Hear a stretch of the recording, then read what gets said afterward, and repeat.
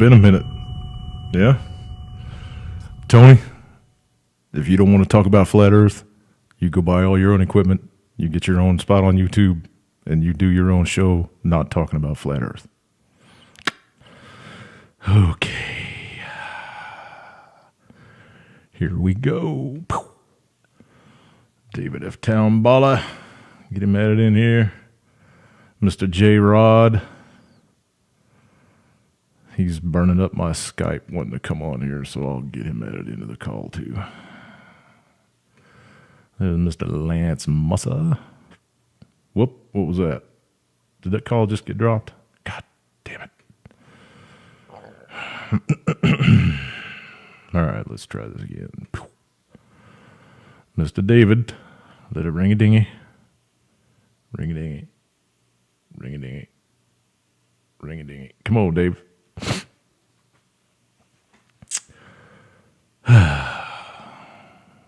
There he is. Oh, nope. Voicemail. All right, let's try Lance. See if he'll pick up the phone. Lance must start the call with him. Maybe that'll work. He's supposed to be my partner anyway. Hey, look at that. Picked it up on the first go. What's up, Lance? What's up, brother? I can't get a call started with David. It keeps going to his voicemail. We'll see if we can get him added in. How's it going with you? Can you hear me? Yes. Oh, okay.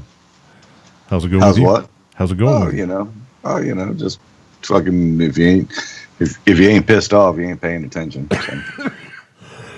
So. Excuse me, everybody. Yeah, you got that right. Okie dokie, let's see here. Get JR added into the call. Still ringing over Dave's end. I see JR's on JR, there. yep. Charlie's supposed to be coming on maybe if he gets back home in time. Oh, very nice. Yeah, that would be cool.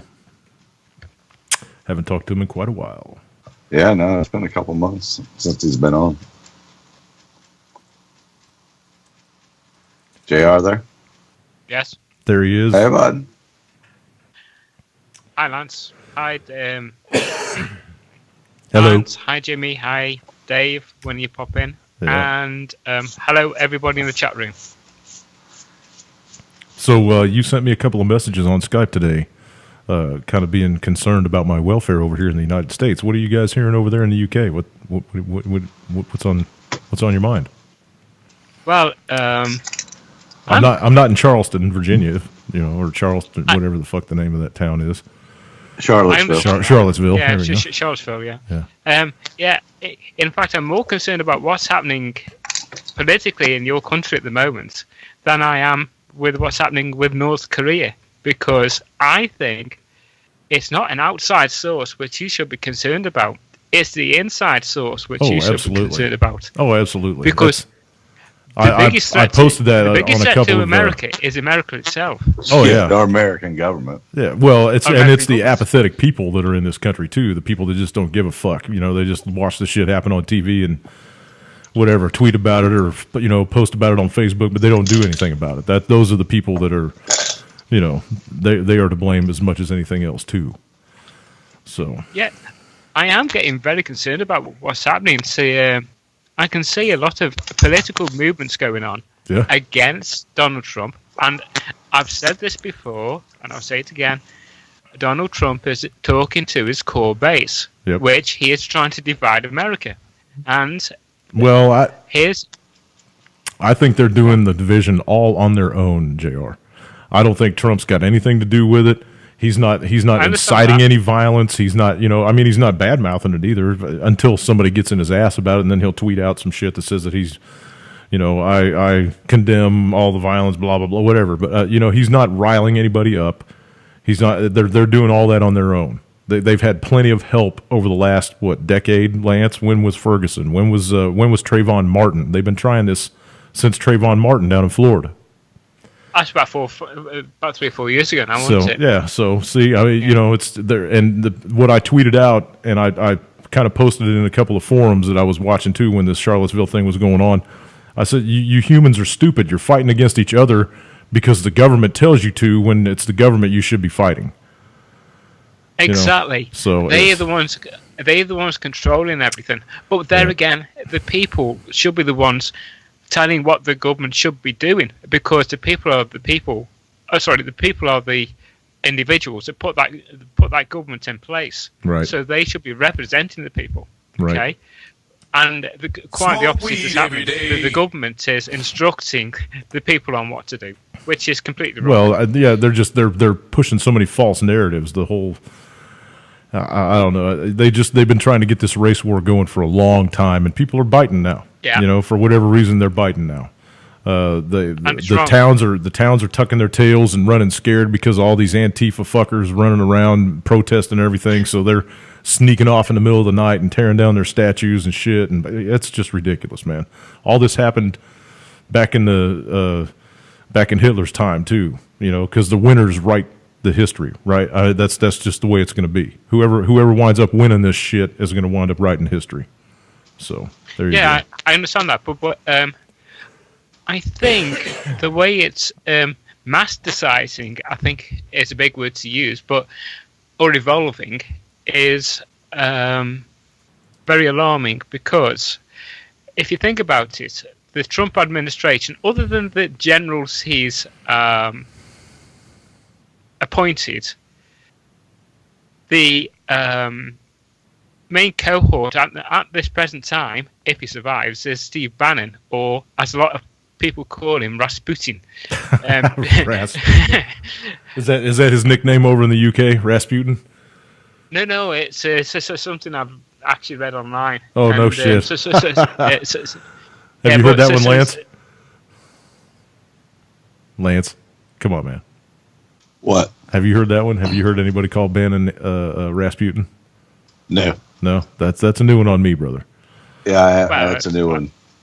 But yeah, so somebody called him Rasputin, and it's a perfect analogy for Steve Bannon, because he's whispering in Trump's ear, and if you think about Rasputin, he was whispering in the Tsar's ear, Tsar Nicholas. So it works out about right, that does, doesn't it? Yeah, if he survives this week, I will be surprised, especially with what's going on. Do you reckon? Who, Trump? You talking about Trump, or are you talking about Bannon? He'll survive. No, Bannon.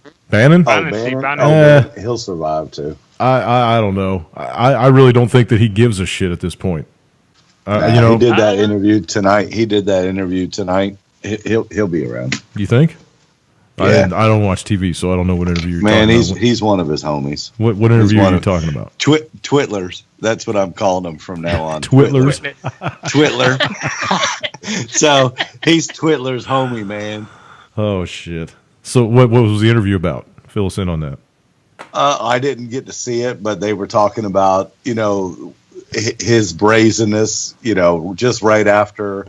He looks like a fucking alcoholic, man. I mean, he really does. But right after, all this stuff, then he goes out and does an interview. So they're like, nah, he's safe.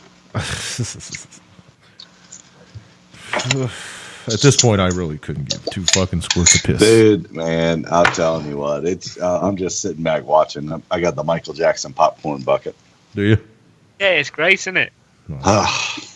It's awful, man. I saw that press conference yesterday, and I watched it live because I had just gotten home. It was right about 5:00, and I watched it. And I'm telling you, man, I put my head in my hand just like the night that Trump won the election. I mean, I just put my head in my hand, and I was like, I can't believe what I'm fucking watching right now. We're in a dream. He is 100% standing up for those people, and he said there was a peaceful gathering, Friday night. And I'm like, dude, did you see the fucking video? There were hundreds of them with tiki torches walking through the thing. It looked like they were on the way to a lynching, man. I'm like, come on, though. Tiki torches, man. Was that about gay or what? That was fucking gay. Somebody was standing there handing them out.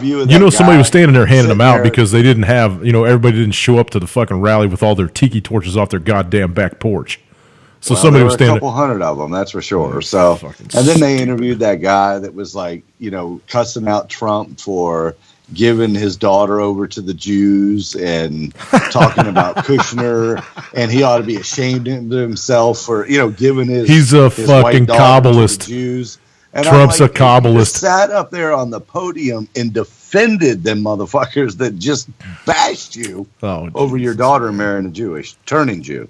He's a Kabbalist, man. That Trump had his dad hired him a fucking rabbi when he was back in his 30s or something like that, and he studied the Kabbalah for over a year. Said it was the hardest thing he ever did in his life during an interview that he did back in the day. Yeah. So come on, man. Whatever. I'm telling you, this is all being instigated by some kind of internal mole that's in the alt-right movement and in the alt-left movement. Well, the alt-left they don't really need any gasoline tossed on their fucking fire because they'll get pissed off about anything. But the whole alt-right thing, because it just came out of nowhere, man. There was a lot of people that were standing around when he was running for president and whatever, doing their Heil Hitler salutes and shit like that, and after he got the election. But they haven't done shit for 7 months. And then all of a sudden now, I think it was kicked off by somebody on the inside.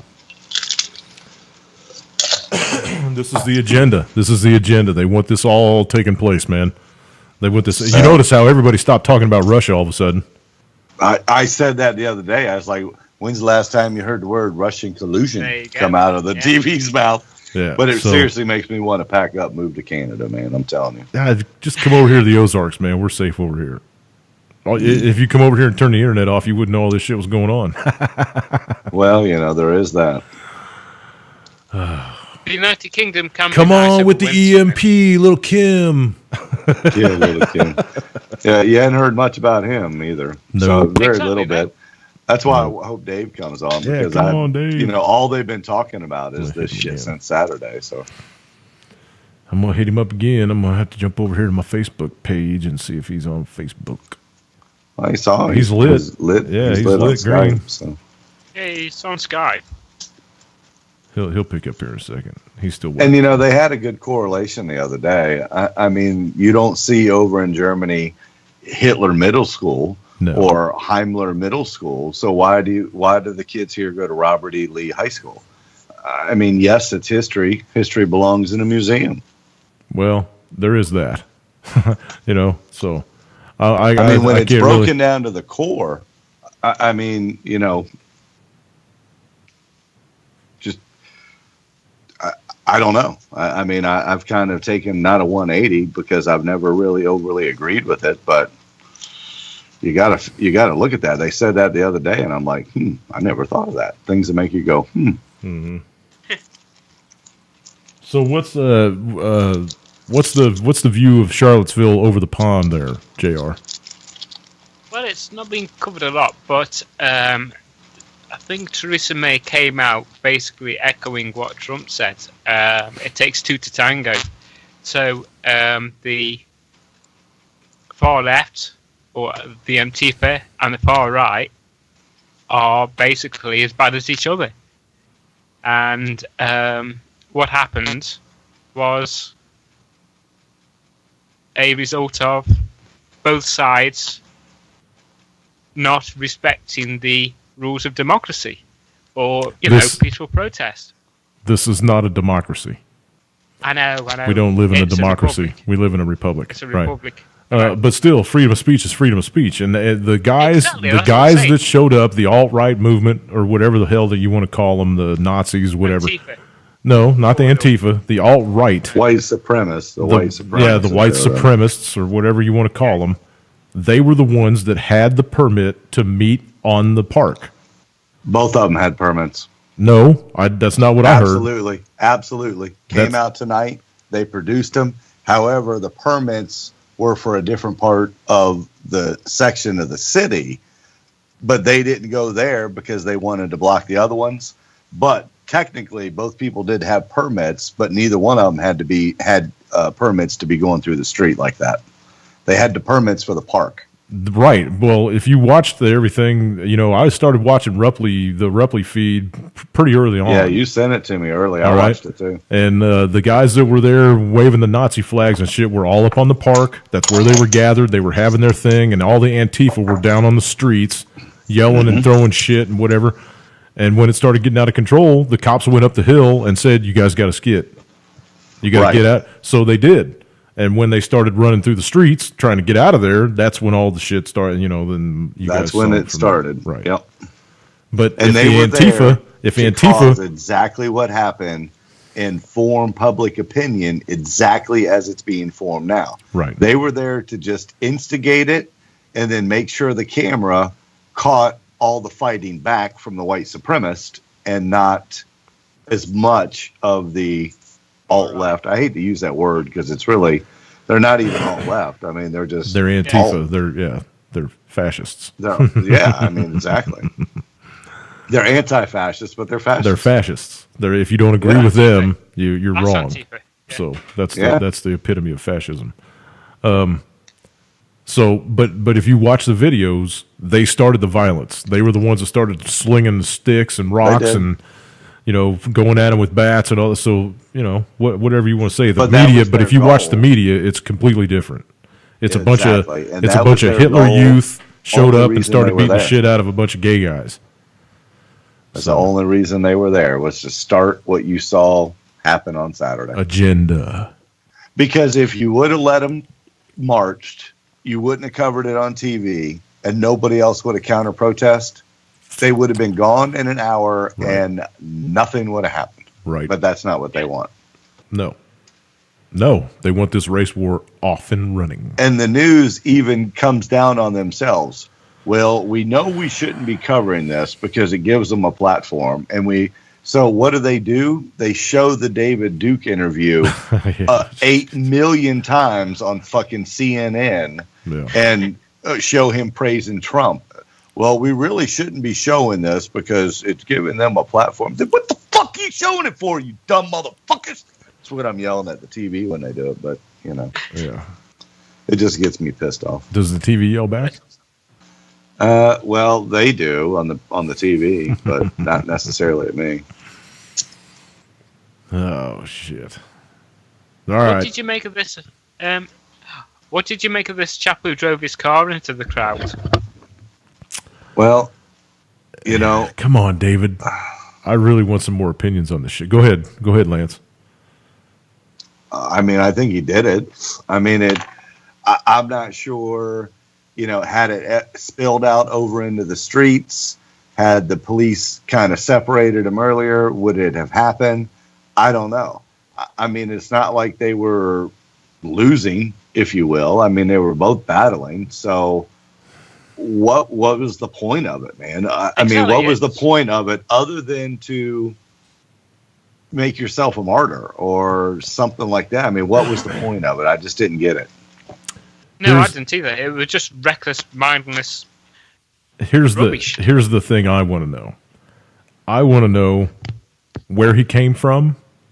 I want to know. I know he's from Ohio or whatever, and he went down there for the rally or whatever. Okay.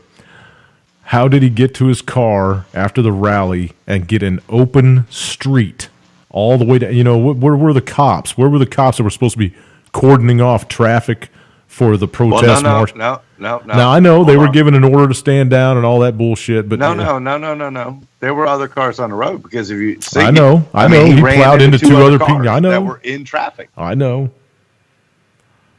So they didn't have the roads blocked off. There was other traffic in the street. That's how he hit a car. They were stopped at a stoplight. I know. It just doesn't, something about it just doesn't seem right to me, man. Well, that's what I mean. Strange. They didn't have the roads cordoned off because, again, there were other people. They're saying that it was fluid, that it just kept moving and the cops couldn't keep up with it. So they didn't have them shut off because it wasn't supposed to be there. That's where it overflowed to, because they were all back up on the hill. Okay, so if they couldn't keep up with it, then how did the two pilots die in the helicopter that were following the crowds? And they were keeping up with it. They were keeping up with it. Yeah, it was set, and Todd was like, I saw that video too about using a Dodge Charger, same as a General Lee. Yeah. You know, if it would have been painted up like it would have been more apropos. But I mean, yeah, it was still a Charger. And then all these other little towns now are running around, scattering around in the middle of the dark, taking their statues down and tucking them away in some warehouse or where. I don't know what the hell they're doing, but this is just Can't blame them. It's ridiculous, man. It's ridiculous. Can't blame them. Can't blame them. They pulled down that one statue of Lee, and the black chick got arrested because she was right on video tying the rope around it or whatever. It's just. I cannot blame the cities for doing it, man. Who could? If your job is to keep the people safe, take them down, man. I mean, they are. I mean, think about it. I mean, think about what those people stood for. Yes, it's a history, but it's a part of the history that we don't want to repeat. So why are you going to memorialize them? Put them in a museum, man. You guys in the chat room, let me know what you think. You think they ought to be taking all these statues down and stuff like that? Do you agree with the politics that's going on in these cities that are running with their tails tucked, worried about Antifa showing up in their squares or whatever? And again, you can say, no, it's a part of history. It's part of history. Yes, I get that. It's a part of history, but it's a part of history that you lost. I mean, you lost because you were standing up for the enslavement of people, and you fought for the enslavement of people. So why would you memorialize those people? Lance, you said something strange there. It's part of history that you want to forget. No. Lee didn't have any slaves, brother. You can't forget it. You can't forget it. No. Lee didn't have any slaves. Lee didn't have any slaves. But what I'm saying is not to forget it, but not repeat it, but never forget it, because it should be taught. And the way not to forget it is to put these monuments up to remind people of who they were, but not necessarily make the monuments of ideology, but make the monuments of reference, you could say, of who and where these people were at the time. Okay. They do that in places of historical places, like in the UK, for example. There's the Tower of London. There's Henry VIII. He was a tyrant, but there's still a lot of monuments in this country for Henry VIII, and the Tower of London's still standing, for goodness' sake. And he's imprisoned many people in the Tower of London. And what about the statues of? Well, they brought it up in the room there. Harriet Tubman, or the statues of Martin Luther King Jr. Or I mean, are they supposed to bring them all down? I mean, because certain people are going to be, running for safe spaces when they see them, no matter what. No matter who it is. Apples and oranges, man. That's apples and oranges. It's not. And I mean, that's a race differentiation. Not a what they stood for differentiation, and it's apples to oranges. What do you think Lee stood for? What's your interpretation of the Civil War? I don't care what he stood for. I know what he fought for. What did he fight for? He fought for the rights to be separate from the United States, so they could keep their oppression that they had down south. I think you better reread some stuff, man. Well, I mean, I kind of know what the Civil War was for. I mean, unless I've misunderstood what the Civil War was for, please enlighten me. Because of what you read in school? Is that what you're basing your knowledge of the Civil War on? Go read about it. I mean, what? Tell me something else. Tell me something. Well, enlighten me. I just told you Lee didn't have any slaves. I didn't say he did. I didn't say the man what he stood for. I said what he fought for. Well, there was still a bunch of slaves up north. They weren't letting them go just because the war was on. They didn't let them go before the war started, so I don't understand. It's not about slavery. The Civil War wasn't about slavery. They escaped to the north because they were free slaves up north. So free slaves. Well, we're all free slaves. They called it until the war was over. Like I said, everybody learns. I'm not justifying anybody. I'm completely taking an open book approach to everything that I thought that I knew now. You know what I mean? I'm looking at stuff from a different point of view now, and because I know the entire thing that I was taught when I was a kid is bullshit. The government has had us infighting with each other for a long time, and they've still got us doing it 100, 200 years later. Right. Or 150 years later. Yeah, I think that's the whole reason why they're doing what they're doing now, is to make us debate and not make us debate, but make us divided. Okay, I think that's what they're trying to do. They're trying to divide America again. We are already divided. When they say, "Oh, that's not American values" and all that stuff, it makes me want to throw up in my mouth, because I'm like, American values? Excuse me? We came here, we killed a whole bunch of people. America was founded on war, slavery, oppression, stealing land, American killing values. Individuals. Yeah, tell me about killing indigenous people of yours. Yeah, well, like I said, it's all on how you look at history now. You know, now that I'm awake, I look at it completely differently. It's written by the winners. So, oh shit. I thought America was founded by Britain, and then you kicked us out. The people down south knew that the British were still in charge, and they were trying to alleviate that. But they didn't get the job done. And you see what happened 200 years later. Right. You see what, that's what I say. They didn't get the job done. You see what happened 200 years later. They're still in charge. So. Sorry. This Mark said it in the room. It's more about economics. The Civil War was more about economics than it was anything else. Yeah, tax. Because the people down south wanted to be completely separate from what was going on up north, but they didn't get the job done. Okay.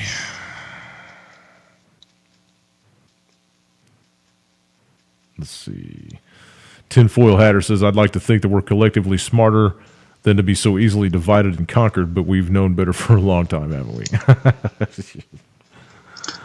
We got too fat and happy over here, right? I mean, everybody grew up with parents that were living the dream, you know, picket fence and 2 dogs in the backyard and a couple of kids and whatever, you know. Didn't you send me the Carl Sagan thing today? Wasn't that you? Nope. Oh. Nope. Wasn't me. I'm not a big Carl Sagan fan. Hold on. Huh? I'm not a big Carl Sagan fan. You know what? I never have been either, but this was in 1996. Okay. Can I read it? Yeah. But there's another reason science is more than a body of knowledge. It's a way of thinking. I have a foreboding of an America in my children's or grandchildren's time when the United States is a service and information economy, when nearly all the key manufacturing industries have slipped away to other countries, when awesome technological powers are in the hands of very few, and no one representing the public interest can even grasp the issue, when the people have lost the ability to set their own agendas or knowledgeably question those in authority, when clutching our crystals and nervously consulting our horoscopes, our critical facilities in decline, unable to distinguish between what feels good and what's true, we slide, almost without noticing, back into superstition and darkness. The dumbing down of America is most evident in the slow decay of substantive content in the enormously influential media, the 30-second sound bites now down to 10 seconds or less, lowest common denominator programming, credulous presentations on pseudoscience and superstition, but especially a kind of celebration of ignorance. It's pretty fitting. Yeah, he was a very smart man. I just didn't agree with a lot of his politics. No, that was 1996 he wrote that. So he wasn't far off. Nope. I'd say he was right on the money. I'd say that he was on the no. Maybe. I don't know. And as he was writing this, the number one video cassette rental in America was Dumb and Dumber, and Beavis and Butthead was the number one show on MTV. To prove his point. Wow, man. Like it. And it hasn't changed, or it hasn't got any better yet. Tinfoil Hatter said, if there's ever should have been a civil war, if there ever should have been a civil war, well, rather I'll say there should not. But again, we know better, I'm afraid. You know what? I think we're getting ready to see a second one, because they're not going to get off of this, man. It is front page news. It is on every fucking news station that you pull up on TV. You won't even be able to call it a civil war, though. You're going to have to call it a race war. There's no way that you'd be able to define this one in history books as a civil war. Well, yeah, but I mean, it's just right. it's in country, so I guess it could be called a civil war. But yeah, it's going to be a race war. It's going to be white versus black, white versus Hispanic, white versus Asian, white versus Asian versus Hispanic, Asian versus black, Asian versus. They want everybody fighting everybody. At the moment, it's left and right, isn't it? So you can't really say if it's white or black. The intentions are, racial, but you can't really say if it's white or black. It's well, you got right. the left and the right, and then you got the group in here that doesn't give a fuck. So I mean, we don't. Exactly. I don't align with either side. So. Well, the group that doesn't give a fuck are very few and far between, though. You know what I mean? If you turn on the news and watch any kind of interviews that are going on out there, there's a bunch of people running around screaming white power, and there's a bunch of other motherfuckers running around with their rainbow flags thinking they're going to kill everybody that's screaming white power. So yeah. they're going to get it going, man. They're going to get it going. Yeah, it's being funded by somebody. It's the Soros. George Soros. George Soros. Yeah. Gotta be. Yeah. It's got to be. I mean, they came very well, armed and everything else. But he's paying everybody in cash now because, the first couple of rounds, people started showing their pay stubs and shit. And, yeah, he kind of caught some flack for that. So everybody gets cash now, and the buses drop them off 10 blocks from where they're supposed to be, and yada, yada, yada. It's just ridiculous, man. Mm. But there's very few people out there, talking about the truth, right? You didn't see Rupley over there at the buses showing them all stacked up on the streets. You just don't see that. That the only time you're ever going to see that's from like Luke Rudkowski or some of the alt media. He got all his stuff demonetized today. Did you see that? Yeah. We were going to talk about that later too. The YouTube debacle. Yeah. YouTube. I mean, and Google. Shit, Fox was talking about it tonight. They had these people on there about what Google and Facebook, how. I mean, they are 100% the censor police now. Oh, yeah. And, 100%. They're removing all comments. They've got artificial intelligence programs. Yeah, they got artificial intelligence programs that are scanning through all the fucking videos that have been put up and all the posts that have been put up. And if there's any kind of trigger words in there, down it comes. And I told you, I got those emails, phishing emails to me. Somebody was trying to start my Facebook account up again. That's why I had to check on it. Because fuck Facebook. Fuck Facebook. Yeah.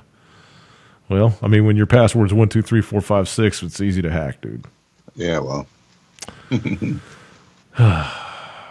You'll never see any commercials on this show. I don't even have my monetization optimized or enhanced or whatever turned on. Here, I'll be the free commercial announcer real quick. If you go to CVS before the month is over, you can free tampons. and get your free flu vaccination for the new strain of flu that's coming up. And I'm not shitting you here. What strain of flu is that going to be? You get a coupon. Hold on. You get a free vaccination, and you get a 20% coupon for everything else you buy in the store that day. Wow, I'm like, man. What the fuck? They are going out on a limb to get these people. They will pay you to kill you. I'm like, and the commercial is off the hook, man. I'm like, Jesus. I know I can't be the only one that's heard it. I think it's CVS. I'm pretty sure it's CVS. Walgreens probably got one out there too. They have a perma sign up on their window. There always no appointment needed for vaccinations. Get to. Last year they had some little idiot out by the fucking highway with a little spinner sign that said flu shots. They were paying that jerk off $7.50 an hour to stand out there in the sun, flipping that sign around. Ridiculous, man. It's amazing how many people are awake to that one thing, even if they're not awake to anything else. They even got signs up in Dollar General. People that are waking up to, no, I'm not getting the flu shot. They even got signs in Dollar General, or did. Last year they had signs in Dollar General that said, get your flu shot. Yeah. Tell me that ain't government. Your tax dollars at work right there paying for those signs. Bling, bling, bling. Come get your Thimerosal. Bling, bling, bling, bling, bling. talking about George Soros and that, and paying protesters and whatnot. That's a great way of, orchestrating. Hang on a second, JR. Hang on a second, JR. Do you get your flu jab every year? Me? Yeah. No, I've never had a flu jab. Good. I've had the flu. Okay. I've had a full influenza. And just checking. I tell you what, just checking. You've never lived until you've had influenza. It's a killer. Oh, I've had it. I've had the flu before. Everybody's had the flu. It's nasty. Really is bad. Yeah. All right, it's just not checking. like your common cold, which can be a bit, uncomfortable. Just checking. But, go back to your Soros thing. Oh, all right. Yeah. George Soros, right? He's got it nailed down. Well, in fact, the whole of the, cabal have got it nailed down. The way you control the people is, number one, you make them wanting money. Basically, you make sure they haven't got jobs. You make sure they haven't got, a life to live. Right. And then you say, look, if we give you this money, you do as we say, right? And then they've got their command and control then. And they've got their own little civilian army. Yeah, they're called the DHS. And that's what they're using. Yeah, they're the poor people. The people who haven't got jobs, they haven't got a hope. They're not on the streets. They have got an actual abode to live in. Well, yeah, because they get their handout every month from the government. That pays their rent. That's it, yeah. They're in rent control housing. Yeah. They're in rent control housing. They get their SNAP card. Yeah. They get free food. They get free medical care. So they go get their jabs. And I suppose they are on a rota, so it's a bit like the electoral roll. Mm-hmm. So they can use that list and use those people to do their dirty work, just by giving a bit more money, a bit more cash in the side, and that's more bit of cash to them is a lot. Right. But to, of course, George Soros is bugger all. So they are being used to do the dirty work of George Soros and the cabal and the higher governments. And, of course, they are the pawns which are making the visual mental masturbation, you could call it, which we see on the mainstream media and as we saw in Charlottesville. Mm-hmm. And it's going to start happening every week, I bet you. Yeah, I can see that. And that's why I said I'm rather concerned about what's happening in your country. The very next day. Oh, you ain't got to be worried about me, man. I really don't give a shit what happens. No, I'm not worried about you. I'm worried about America. I don't give a fuck. America needs to fall. America needs to fall. We are a fucking joke. So, I have a lot of friends in America. In fact, I have more friends in America than I do in the UK. Then tell your friends to get the fuck away from the big cities because shit is getting ready to hit the fan. I fully believe at this time, the day after this shit happened in Virginia, there was another big kerfuffle out in Seattle that didn't get as much news coverage because they weren't killing people over there or running them over with cars or anything. So, it just... But you watch. There's going to be a huge one about every week now.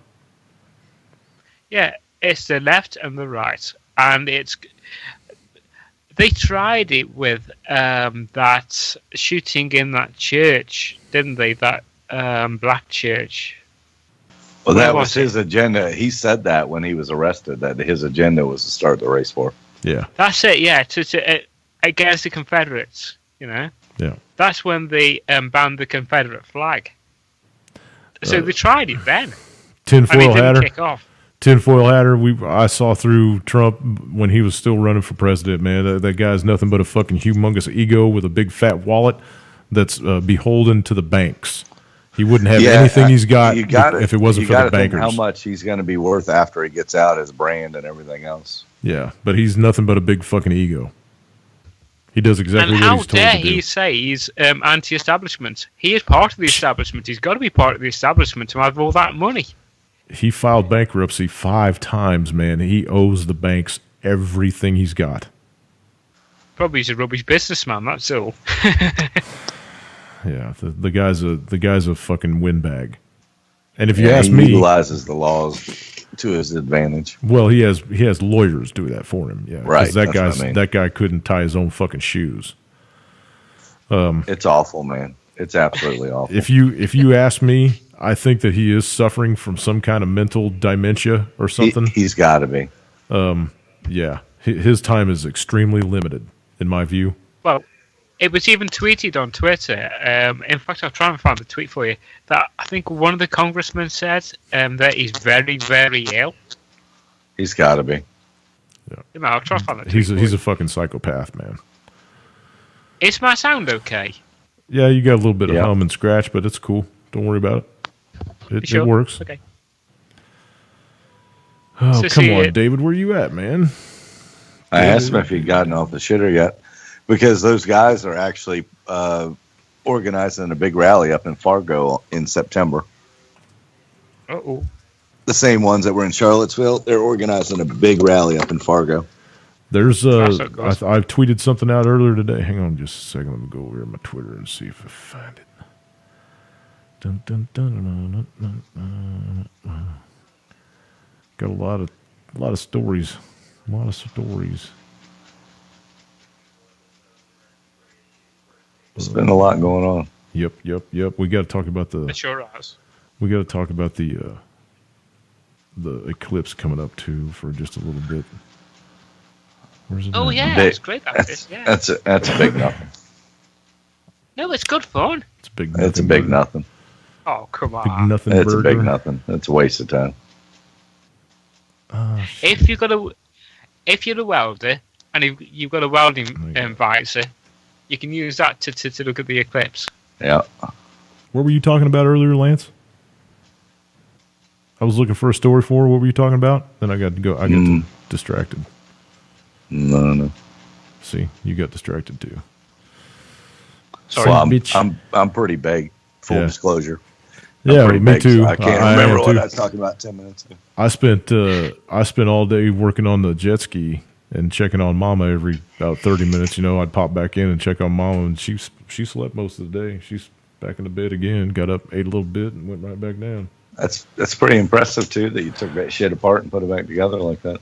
Yeah, but then we had the motor back in and got it running, right?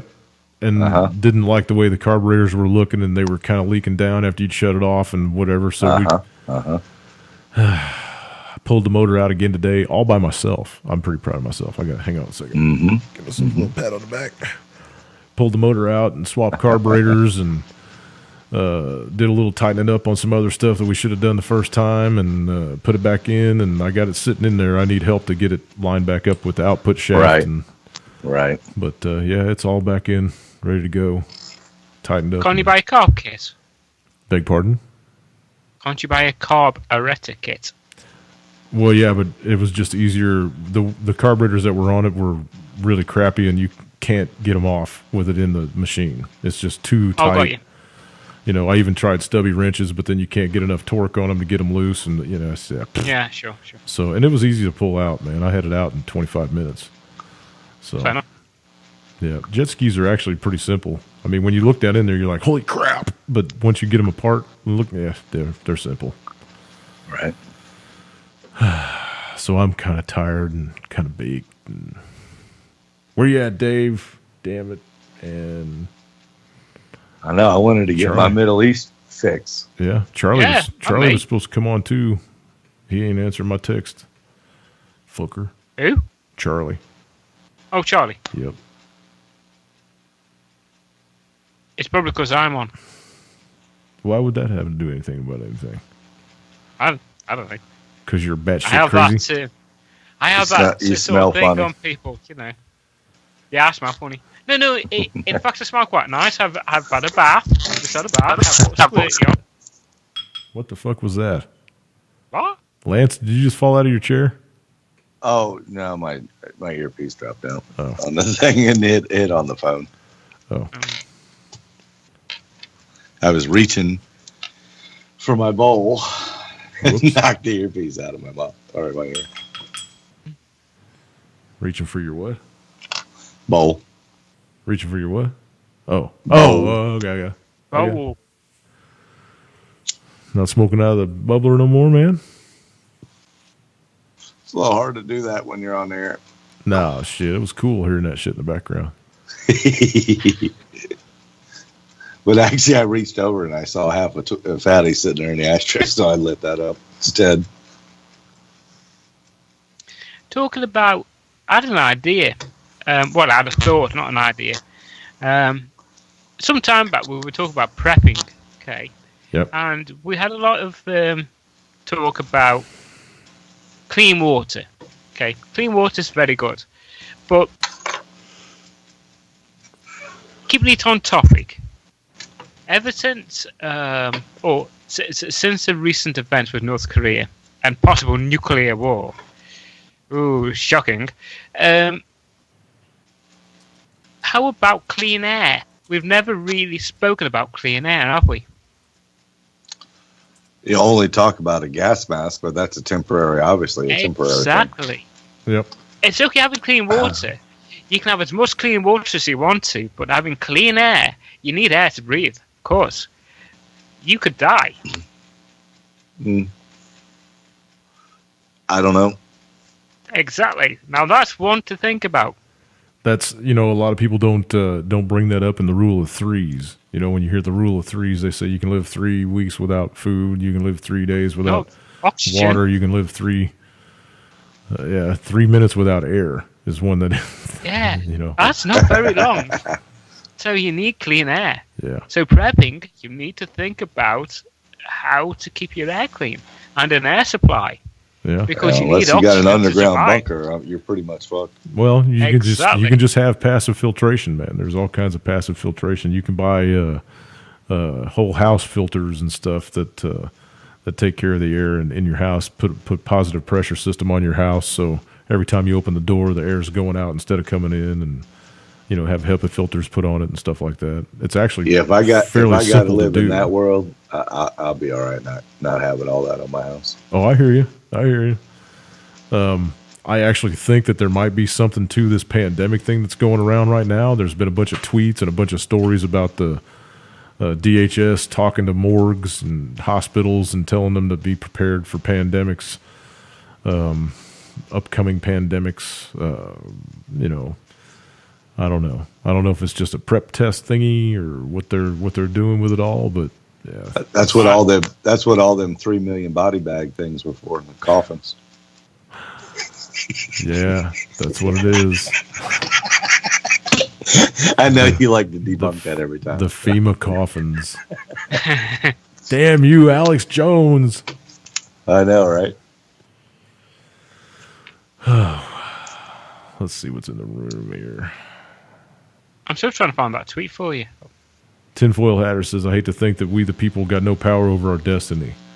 I think we should totally spread peace. I got to watch my rhetoric. Yeah, I think he can still do good, but yeah, regardless, it's not good.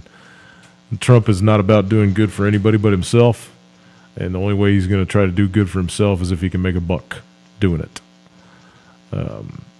When it comes to anything important, anything really important, he's going to do exactly as he's told to do, or they're going to make an example of him. And he knows it. He knows it.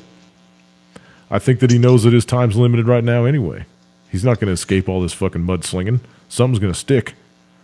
It's hilarious watching him go off the rails too, because you can see when he's reading off of the teleprompter, it's obvious, monotone, and he's crossed his arms during the whole thing with North Korea. About, hey, we've created jobs, and quite honestly, and the people at McMaster in the background going, "Oh, here we go, right? Here we go."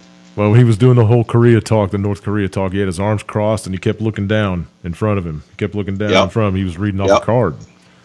Yep. So yeah, he's got reins on him, and he's out for nobody but himself.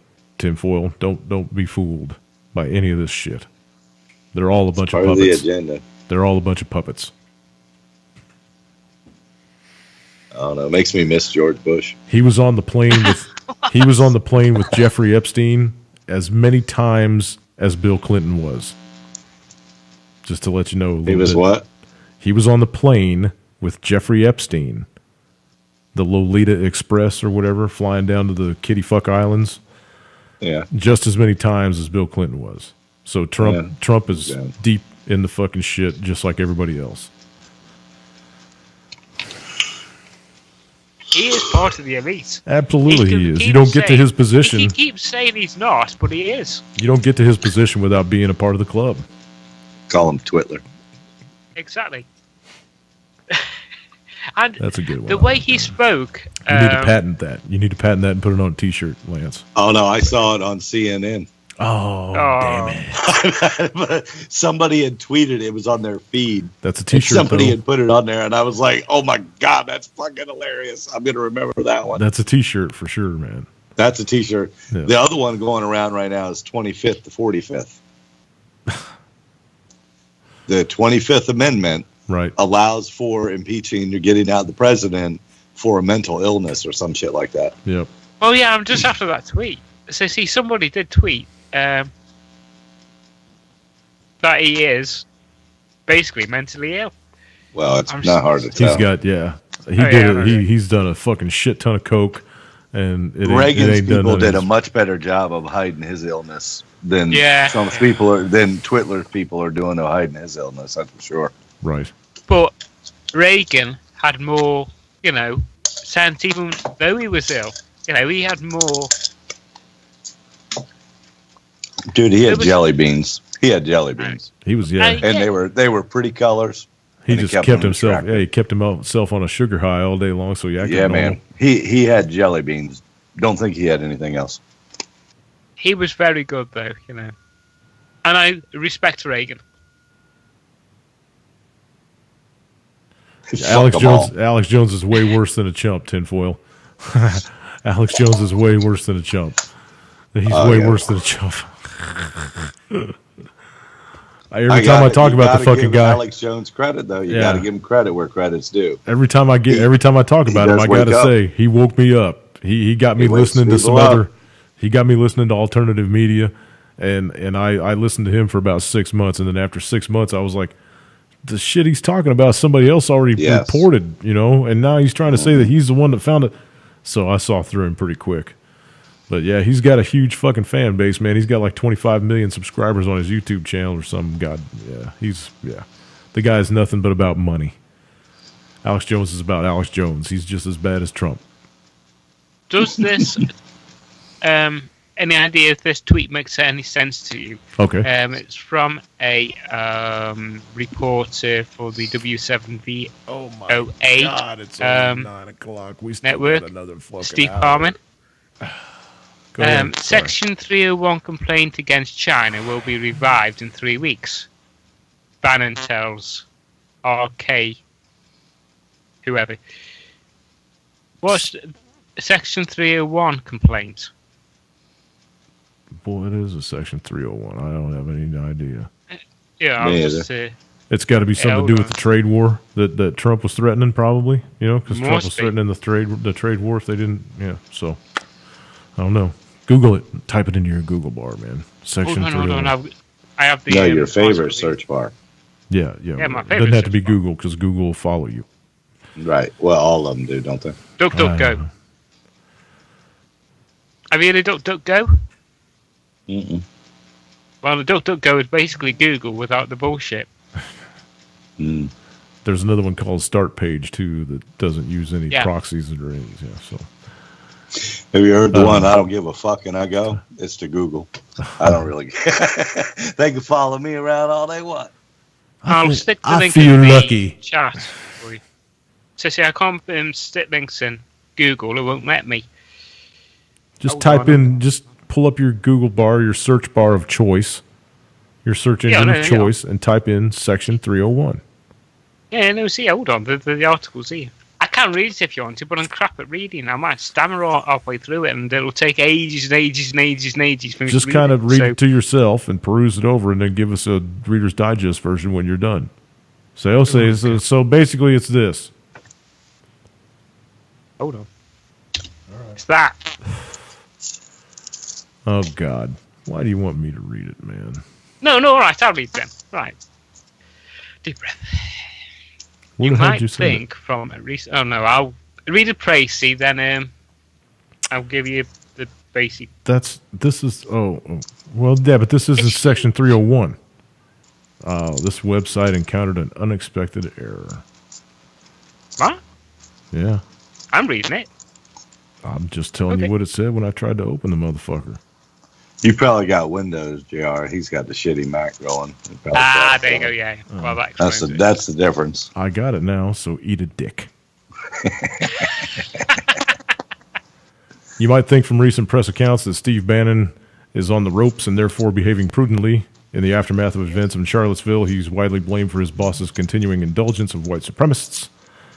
Allies of National Security Advisor H.R. McMaster hold Bannon responsible for a campaign by Breitbart News, which Bannon once led, to vilify the security chief. Trump's defense of Bannon at his Tuesday press conference was tepid. But Bannon was in high spirits when he phoned me Tuesday afternoon to discuss the politics of taking on a harder line with China, and minced no words describing his efforts to neutralize his rivals in the Department of Defense, State, and Treasury. Well, he's got a lot of enemies. They're wetting themselves, he said, proceeding to detail how he would oust some of his opponents at the State and Defense Departments. Needless to say, I was a little stunned to get an email from Bannon's assistant midday Tuesday, just as all hell was breaking loose once again about Charlottesville, saying that Bannon wished to meet with me. I just published a column on how China was profiting from the U.S.-North Korea nuclear brinkmanship, and it included some choice words about Bannon's boss. In Kim, Trump has met his match, I wrote. The risk of two arrogant fools blundering into a nuclear exchange is more serious than at any time since October of 1962. Maybe Bannon wanted to scream at me. That's a pretty coherent statement. I mean, this is exactly that. I mean, if it wasn't for the infighting that's going on right now in this country that I think is going to take front page for a while, two people the mentality of Kim Jong-un and Donald Trump playing around with nuclear weapons and tens of thousands of people's lives is not a good thing. Not a good thing. No, it's frightening. But I still have more concern about your country than I do from an outside source attacking your country. Oh, yeah. I think the infighting is going to be what brings this country to its knees. Exactly. The North Korea debacle. Look, he set off a fucking nuclear weapon last night, and nobody said shit about it today. Did anybody see anything about it on the news today? I can't see it was a nuclear weapon. See 2.6 or 2.9 on the Richter scale. 2.9 on the Richter scale, but it was right underneath Pyongyang. So, or the not Pyongyang, but the whatever the fuck the name of the town is where they got the previous craters. Ones with 4.6 and 5.2. If you wanted to do a proper nuclear test, then it depends on how deep they are. Would have been 5, 5.4, 5.6. Who told you that? Who told me what? Who told you that? That if it was going to be a proper test, it would have to be. It would have to leave a shaking in the earth of 5.6. Because I do a lot of research in this, so that's why. Oh, so you read an article that said that? No, see, the one in Pakistan that turned the mountains white. Pakistan is an entirely different rock structure than North Korea. Yeah, but it still has this. It depends on how deep the actual destination was. Exactly. And the actual type of exactly nuclear. Exactly. So you're poking holes in your whole story right now. You know? No, not. Okay. Anyway, we'll move on here. It could have been they were just clearing the tunnels for something else. But because a 2.9 can be dynamite. If you have enough dynamite or TNT, that could make a bit of a bang, a bit of a rumble. True. That's true. That was 2 days. Oh yeah, and just the day after all the shit that took place in Charlottesville, or the day of, a car drove into a restaurant in Paris and killed an 8-year-old girl and injured 5 other people. And that wasn't terrorism. They said it was just somebody that didn't know how to drive or something. No, he was. What the thing was, he wanted to commit suicide, but strangely enough, there were weapons in the car. Really? So, yes.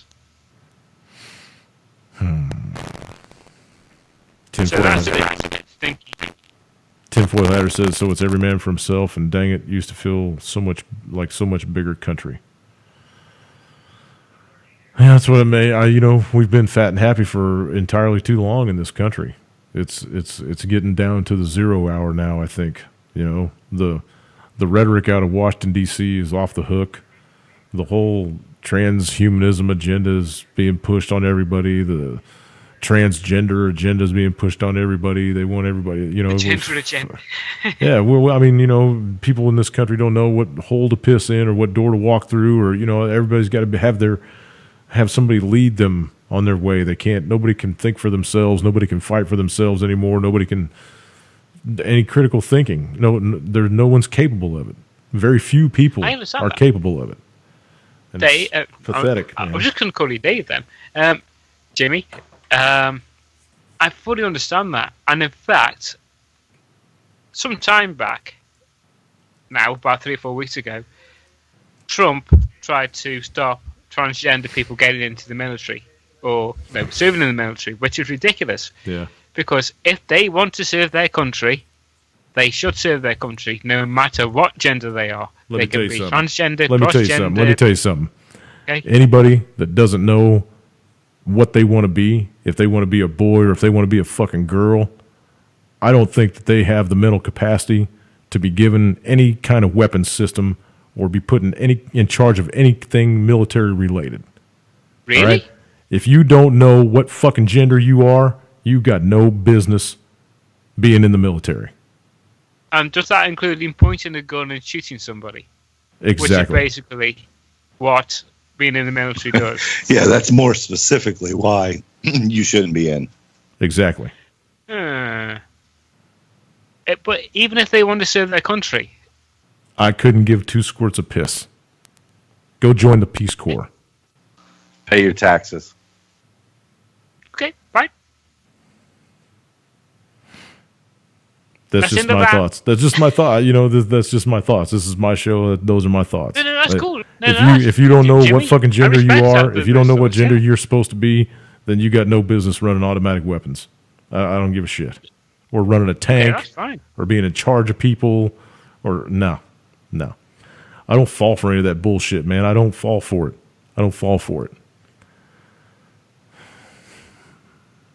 My moral base is pretty narrow. I live by. I understand that. Yeah. I live by a set of rules that have been around for millennia. Because right and wrong, there's no two ways about right and wrong.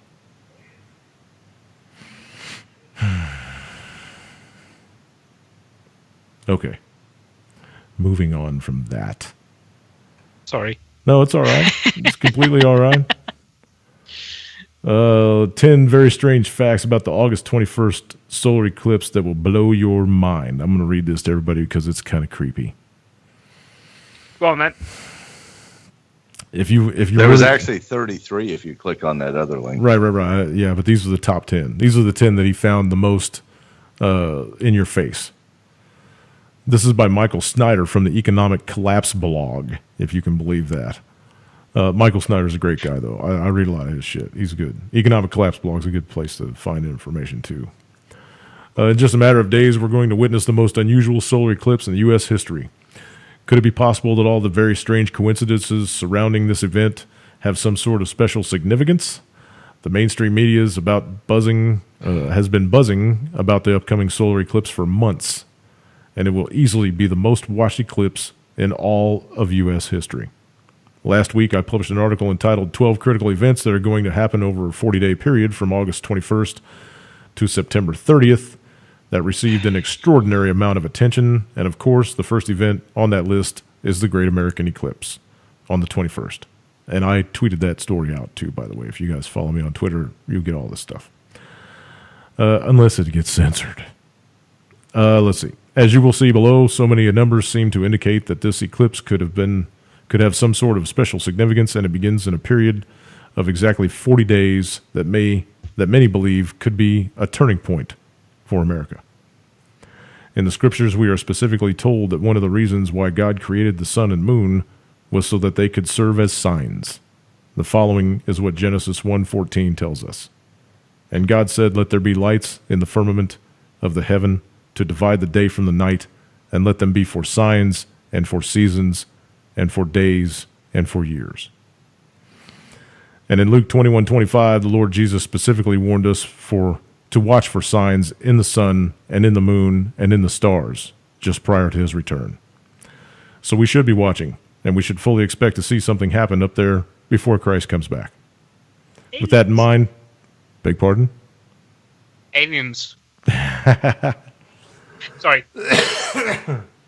Aliens.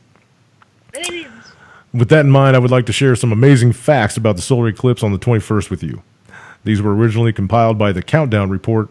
When I first read them, they definitely got my attention. First contact on the state is in the state of Oregon, the 33rd state in the U.S.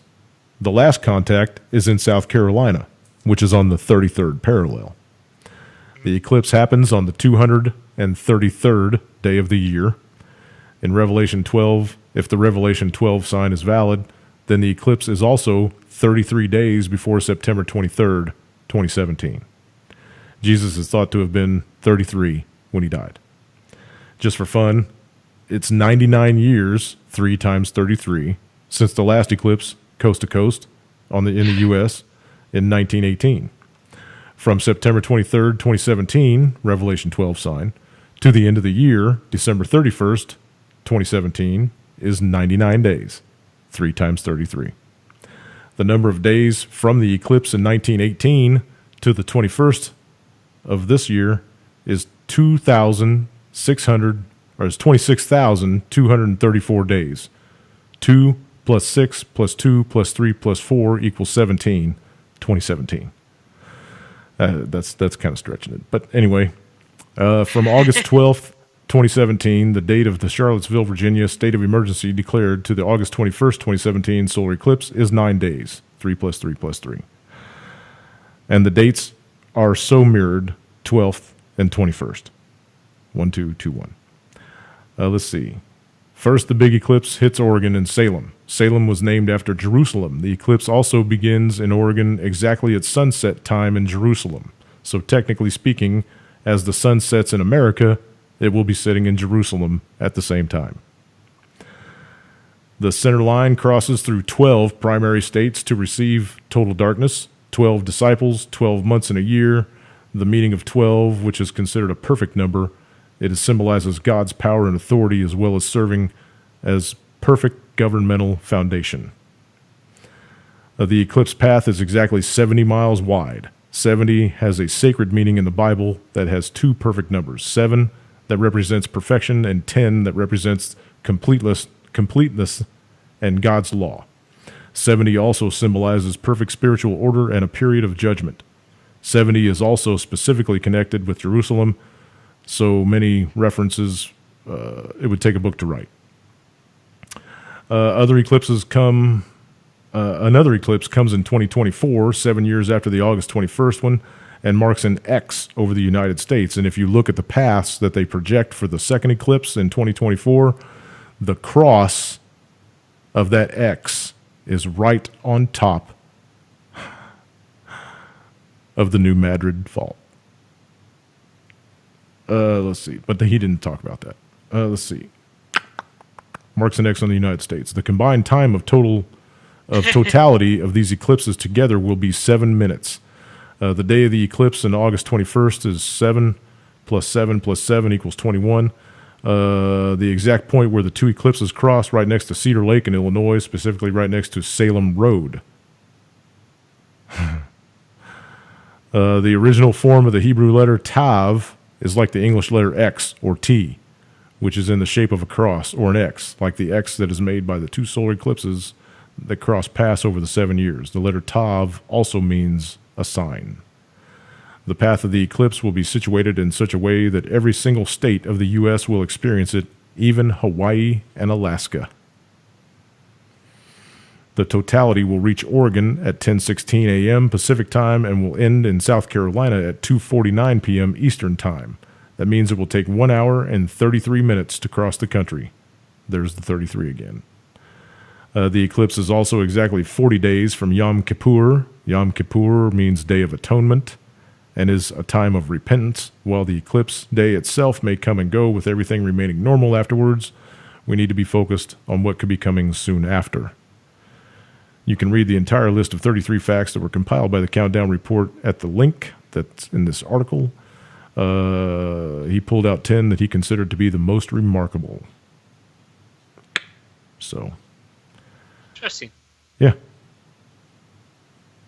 The 40 days following this eclipse, I think, are going to be extremely exciting. When is the eclipse? Is it Monday? The 21st, yeah. 21st. Which coincides with the war games with North Korea. With South Korea and the USA. Mm-hmm. Yeah, interesting. Just saying. Oh, wow, everybody's talking about stuff. I flipped over here and zing. Okay. Is it okay if I just water the horse? Sure. I go. Tardpocalypse on the eclipse day, DK says. Orbs, hello, Spring. Todd said, anyone else lagging or is it just me? Same here. Sorry about the lag. I don't know if that's me trying to read articles and stuff and scroll through shit or whatever. Hope it's not lagging anymore. Hey, what time do you have to be outside to watch this? Shit if I know, man. I'm not going to be outside watching it. Well, I mean, I'm probably going to be outside, so I mean, I might as well glance up at it. But what time? You don't know what time you have to be outside? 10:26 a.m. Pacific time is when it starts in Oregon. By the time it gets over around your neck of the woods, it's going to be in the afternoon, like 1-ish, 1:30.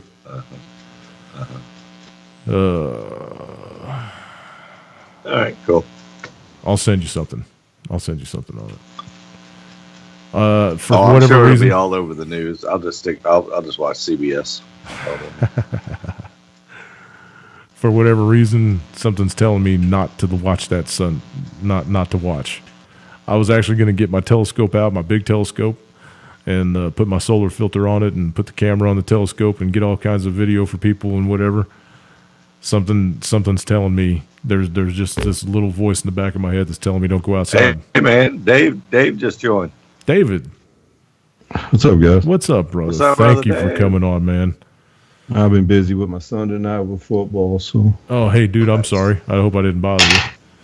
No, I'd left my phone at home. I forgot my phone at home, and I've been over in the north side of town watching them scrimmage some other team. Well, that's good, though. It's good to leave your phone at home for a while. That way you don't got to worry about it blinging. It's pretty cool watching ninth graders pound each other. So we just got done talking about that. It is cool. Yeah, it is. We just got done talking about the eclipse, man. What are your thoughts? Well, I don't know. I'll probably be inside. I've never really got into them things. That's my thought. I don't.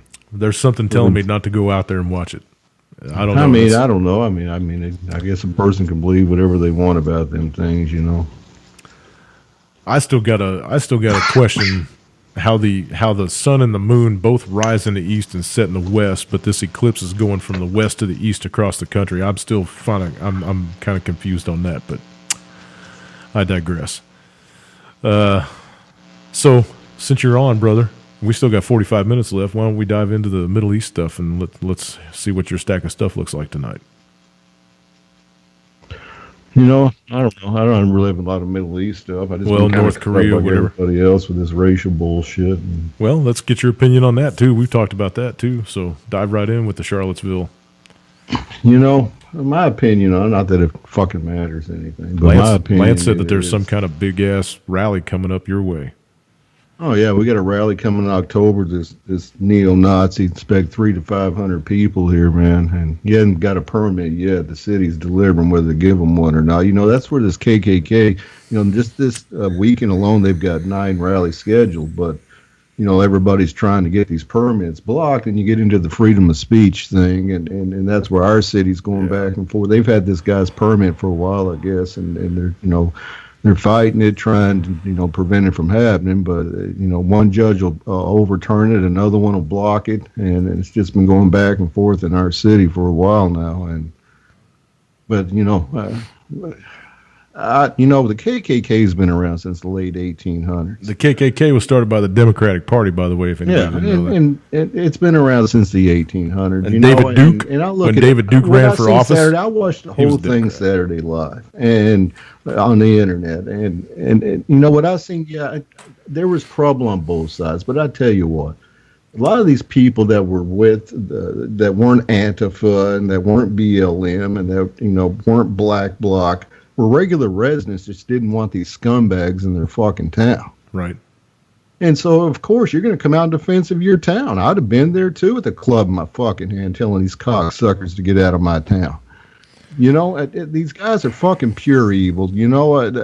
All of them. I mean, they're just in the KKK, the skinheads. There's a white workers' party. There's other branches of them. And they've all got just some fucking radical fucking thinking, man. Like I said, I'm not a real racist person myself. I was raised in the South. My dad's a big-time racist. He's not afraid to admit it. I'm not afraid to admit it. He is. But I didn't take any of that myself. Mom's when I was in school down south, I had plenty of black friends. I had plenty of Hispanic friends. I had plenty of white friends. Hey, David. I tried to get along with everybody. I didn't have time for racism. When I was in the Navy, over about 35-40% of my ship was black. And I got along with most of them. There were a few troublemakers, but there were a few white guys that were troublemakers too. And so, I don't have a racist thinking. And I don't get these guys when, I just don't get it. It just, to me, there's no sense for him to have a president that, he condemned it after the second time, and then the next time he goes back on it again. Everybody, when you got David Duke, the ex-archbishop there, Lord Dragon King of the fucking KKK, patting Trump on the back. You got the new KKK leader patting Trump on the back. That's not some good people to have in your corner. It's absolutely ridiculous. You got Paul Ryan, you got Mitch McConnell that need to come out. Yeah, they've condemned the KKK. They need to come out and call Trump out directly on it and say, hey, dude, something needs to be done here. And I understand if you voted for this guy because you wanted change. And I'm not jumping on Trump supporters because I didn't vote for Trump or Hillary. I don't care about any of them. I've stated it a million times on this show, on my show. Fuck all politicians. And I know that this race war that's going on has all been an agenda. I get all that. But the point is this, we've got a man sitting in the White House right now. Yeah, he's being affected by the deep state, but he's also being affected by stepping on his own dick every time he goes on Twitter and every time he gives a public speech and he becomes unhinged. That's because he's a fucking egomaniac, man. Yeah, that's exactly it. That speech he gave the other day was the most unhinged speech I've heard any president ever give. Yeah. Just totally bonkers. His own guy, Kelly, was over there with his head down and his head's folded. He didn't know what to say. His new chief of staff there's going, fuck, man, this dude's going off the rails on us.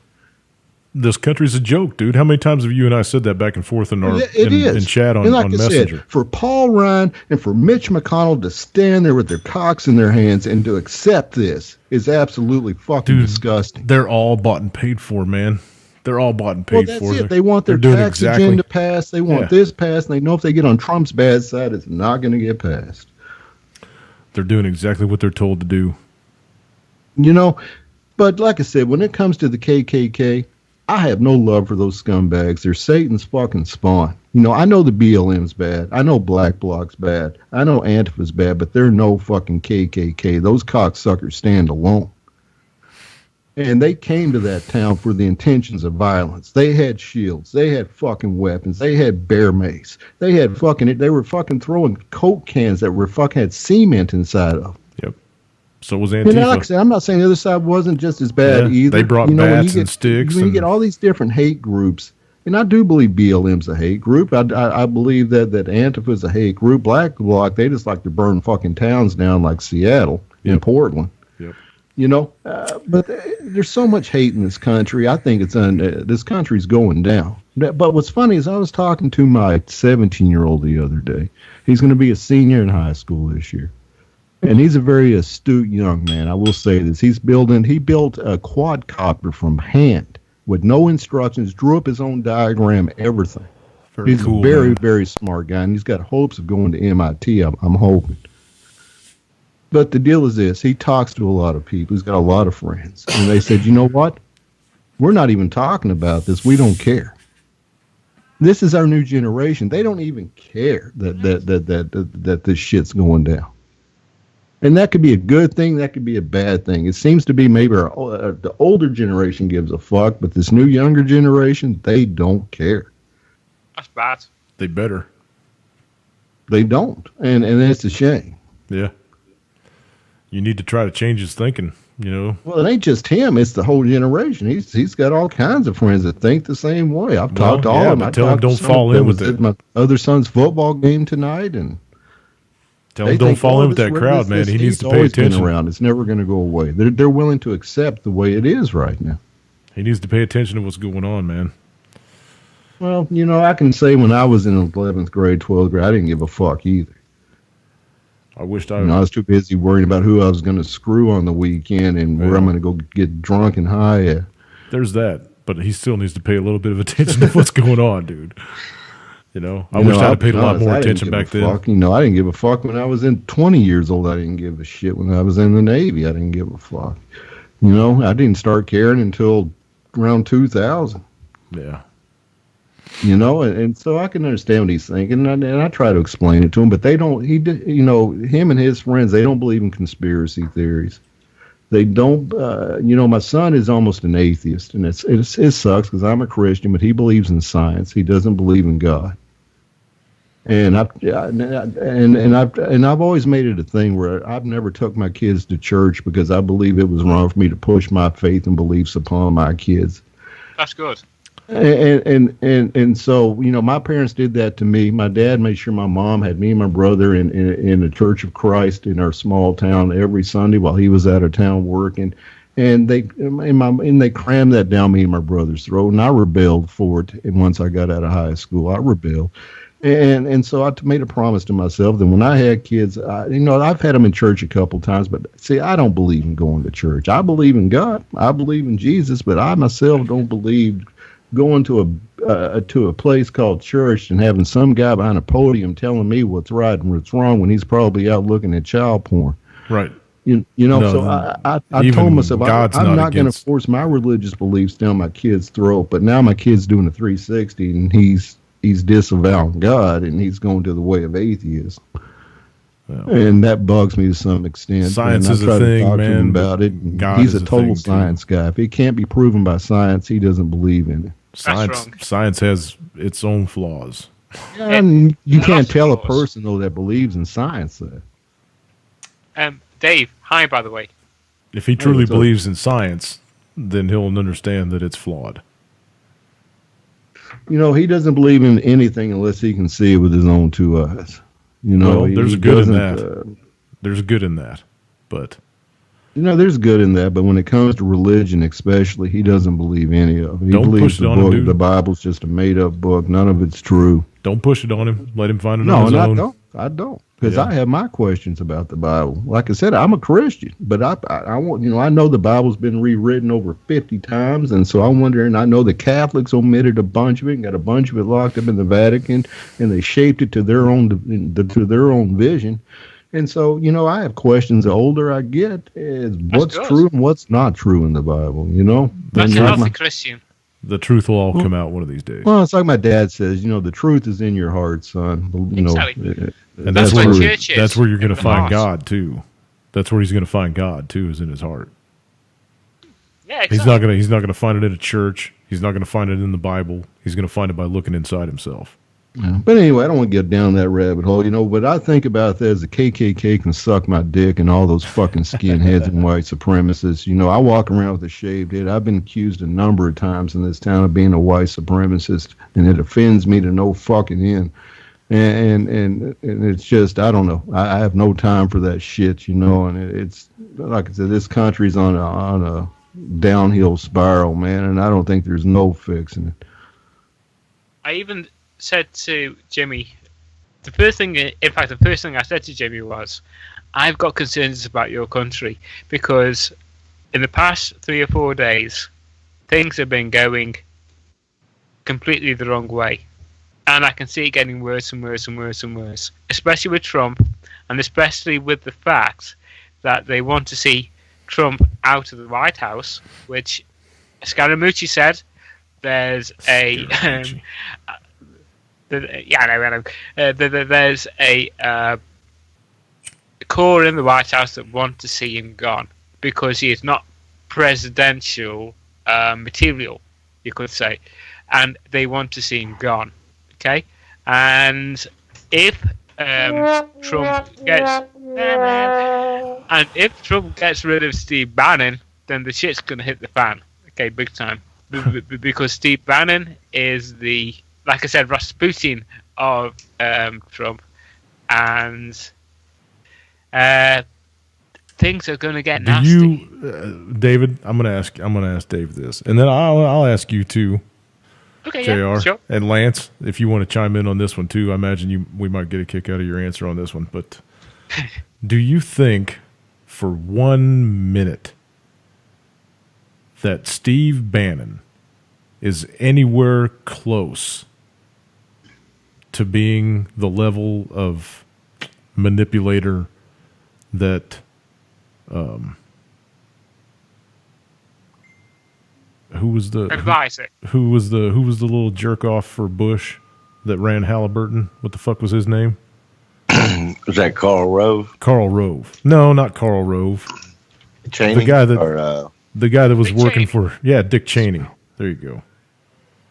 Dick Cheney. Lance? That guy's do you think that Bannon's that kind of evil? Bannon? Yeah. Oh yeah, he's absolutely evil, man. Absolutely. Yeah. Absolutely. He's Dick Cheney evil? Him and Karl Rove probably do each other. Yeah, absolutely.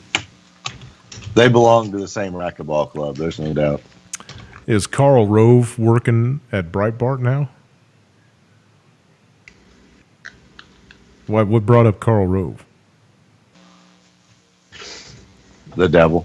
Because he was just I mean, the press secretary. Dick Cheney, Karl Rove, all of them, they're all in it together. Well, yeah, but I'm just saying. Do you think that Bannon is that level of manipulative? Do you think he has that much control in the White House? Yeah, you put somebody in there like that that's got that kind of connections. I would feel a lot easier if Steve Bannon wasn't, where he is now. What about you, David? Do you think Bannon's that kind of evil? And he's got that kind of power out, talking about 4 dimensions and all this other stuff that he's got, that we need to bring on the apocalypse, America does, and all this other stuff. So he's whispering at Trump's ear to get a war going somewhere because he believes we need to bring it on.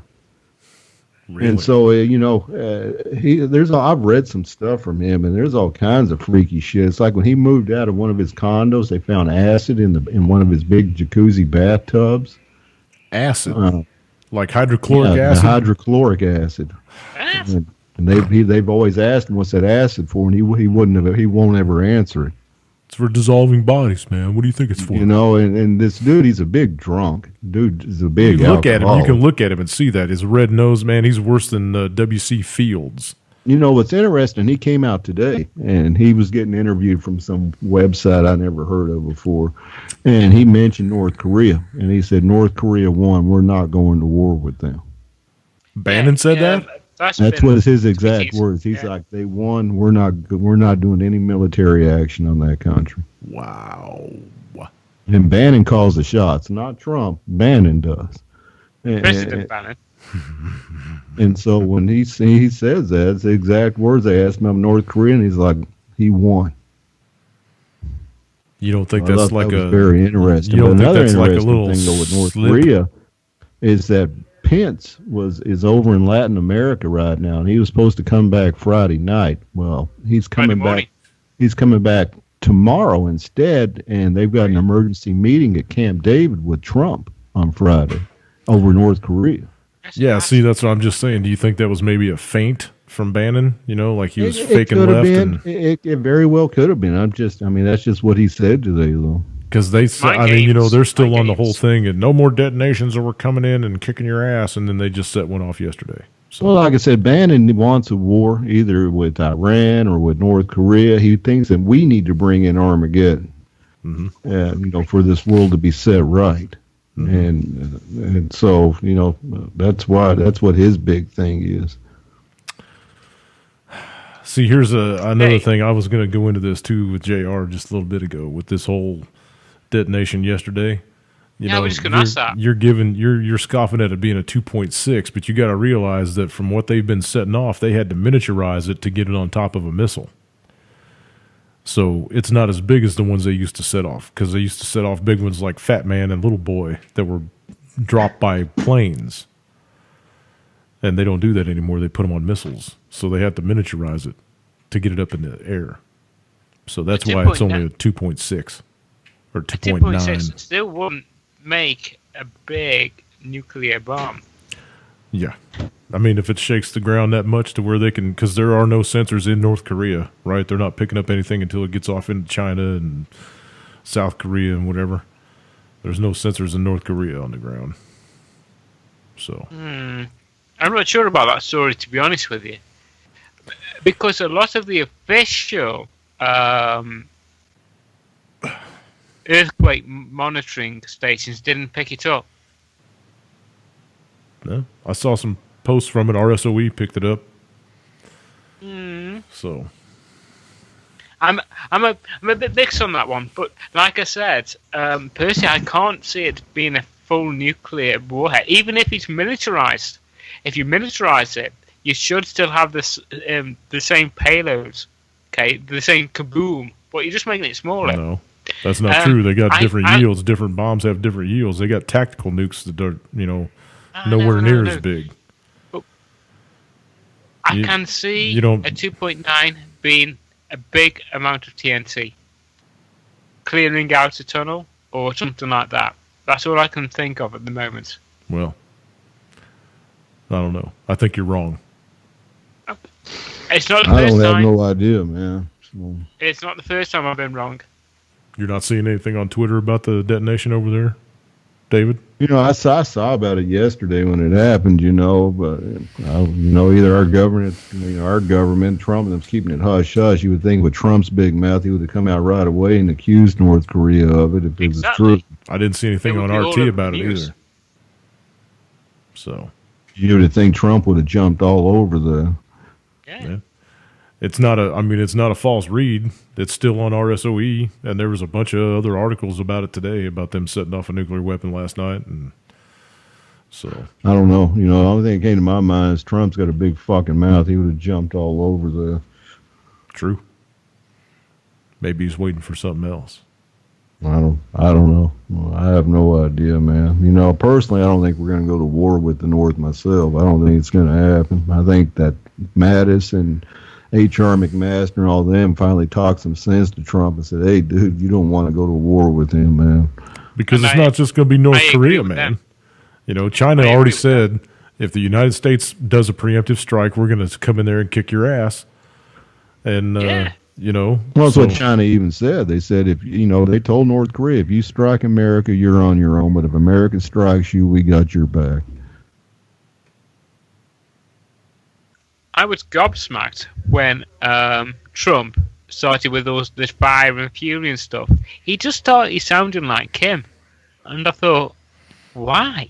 He actually brought himself down to the level of Kim Jong-un and started talking about fire and fury and thought, my word, why? It's because he's unhinged. I know, yeah.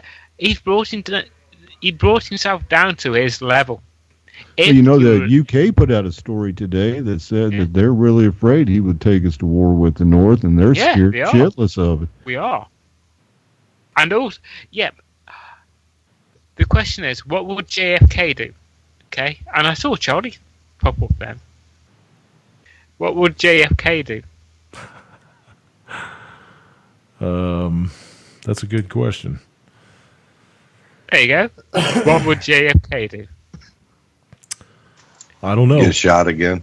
He became privy to all the shit that was going on over there during the whole Cold War thing. Yeah, that's what I'm saying. During the whole Cold War thing. So I don't know what he'd do. He was a talker, though. He was a Democrat, right? Yes, he was. Yeah. And I respect JFK immensely. Yeah, he's a dead guy, but Yeah, I guess.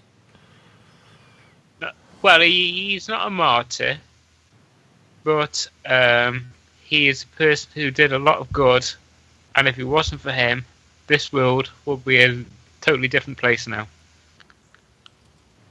In my opinion.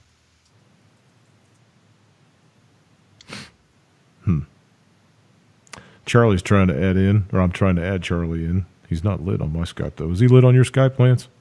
David? Let me see here. Yeah, hold on. Well, he's lit offline. Yeah, he's just got a white dot over here. Mm-hmm. It's been a while since I talked to him, man. I miss talking to the guy. Yes, I do as well. It'd be cool to add him in for the last few minutes. I'm getting tired as this is what some of what Bannon said tonight. There's some highlights of what he said. He said he called the far right a bunch of clowns. They are. He says we're at economic war with China. He said that one of us is going to be a hegemon in 25 or 30 years, and it's going to be them if we go down this path. Yep. He said the economic war with China is everything, and we have to be manically focused on that. If we continue to lose it, we're 5 years away, I think 10 years at the most, of hitting an inflection point from which we'll never be able to recover. He said there's no military solution to North Korea's nuclear threats. Forget it. He said he's talking about the Chinese here. He says we're going to run the tables on these guys. We've come to the conclusion that they're in an economic war and they're crushing us. Howdy, Charlie. Can you hear me? Yeah. All right. Good deal. Good deal. Evening. How's things on the mountain, man? I'll tell you what, those drone videos are awful purty. You know what? The ones that I sent you were actually the transmission video. Yeah. And I downloaded the actual off the card video. Yeah. Holy crap! A lot cleaner. I'm going to have to figure out how. Tons better. Yeah. Tons better. I just have to figure out how to edit this stuff. Yeah, that's a whole nother ball of wax. Yeah, I know. I'm just like, oh, geez, another freaking door open. All right, I had to say hi to Charlie. Hey guys, what's going on? What's up, Charlie? Charlie. Hi. Hey, what's up, Charlie? Lance, JR, what are you guys up to? Not much. Talking about North Same Korea. shit. Talking about Steve North Bannon. Korea, jeez. Talking about Steve Bannon running his gob. All right, continue on, David. Couple of pot stickers. Yeah. Like I said, that's he said oh, that was some of the highlights, and then he's talking about what else here? He says talking about the Chinese. He says with regards to internal adversaries at the Departments of State and Defense who think the United States can enlist Beijing's aid in North Korea standoff. And he says, and at the Treasury and National Economic Council who don't want to mess with the trading system, Bannon was ever harsher. He says, oh, they're wetting themselves. He said, explaining that Section 301 complaint, which was put on hold when the war of threats with North Korea broke out, was shelved only temporarily and will be revived in 3 weeks. He says, as for other cabinet departments, Bannon has big plans to marginalize their influence. He says, that's a fight I fight every day here. We're still fighting. There's Treasury and National Economic Council Chair Gary Cohen and Goldman Sachs lobbying. And he's talking about, he says, these guys, he's talking about the far right, he says, these guys are a collection of clowns. And then about the Democrats, he said, the longer they talk about identity politics, I got them. Does he know that he's involved in that whole clique of the collection of clowns? Does he know that they're all his buddies? And then he come out and says, I want to talk to the Democrats about racism every day. If the left is focused on race and identity and we go with economic nationalism, we can crush the Democrats. Guy's just as unbelievable. He's got his own agenda, man. Economic nationalism. Yep. That second word is the one that you got to really focus on. That means he wants to make every stitch of money go through the government's hands. They're really pushing for this cryptocurrency shit, man. I'm telling you what, if anybody's involved in Bitcoin and Ethereum and Litecoin and all them, man, You better really watch what you're doing. People are getting their fucking wallets stolen online all over the place now. People are losing $20,000, $30,000, $40,000 worth of shit overnight. So, and I don't think, I mean, I'm still leery about Bitcoin. I'll never trust that Bitcoin. I'll never trust the cryptocurrencies. Never. Just Jimmy, won't do it. Can't do it. Cash is king. Okay, it Cash always is has been. bullshit. For now, Cash is bullshit. but not in the future. The United States dollar, since its inception, has lost 97% of its buying ability on the world market. So don't tell me cash is king. Cash is crap. Gold and silver, money. I'm old school. Okay. Yeah. Old school's gold and silver, Jack. You're way off. Did you hear I want to about pay this? for something. When I Did you hear pay for about something, this, I Jim? pay with cash. Yeah, whatever. World's largest data center being built in the Arctic.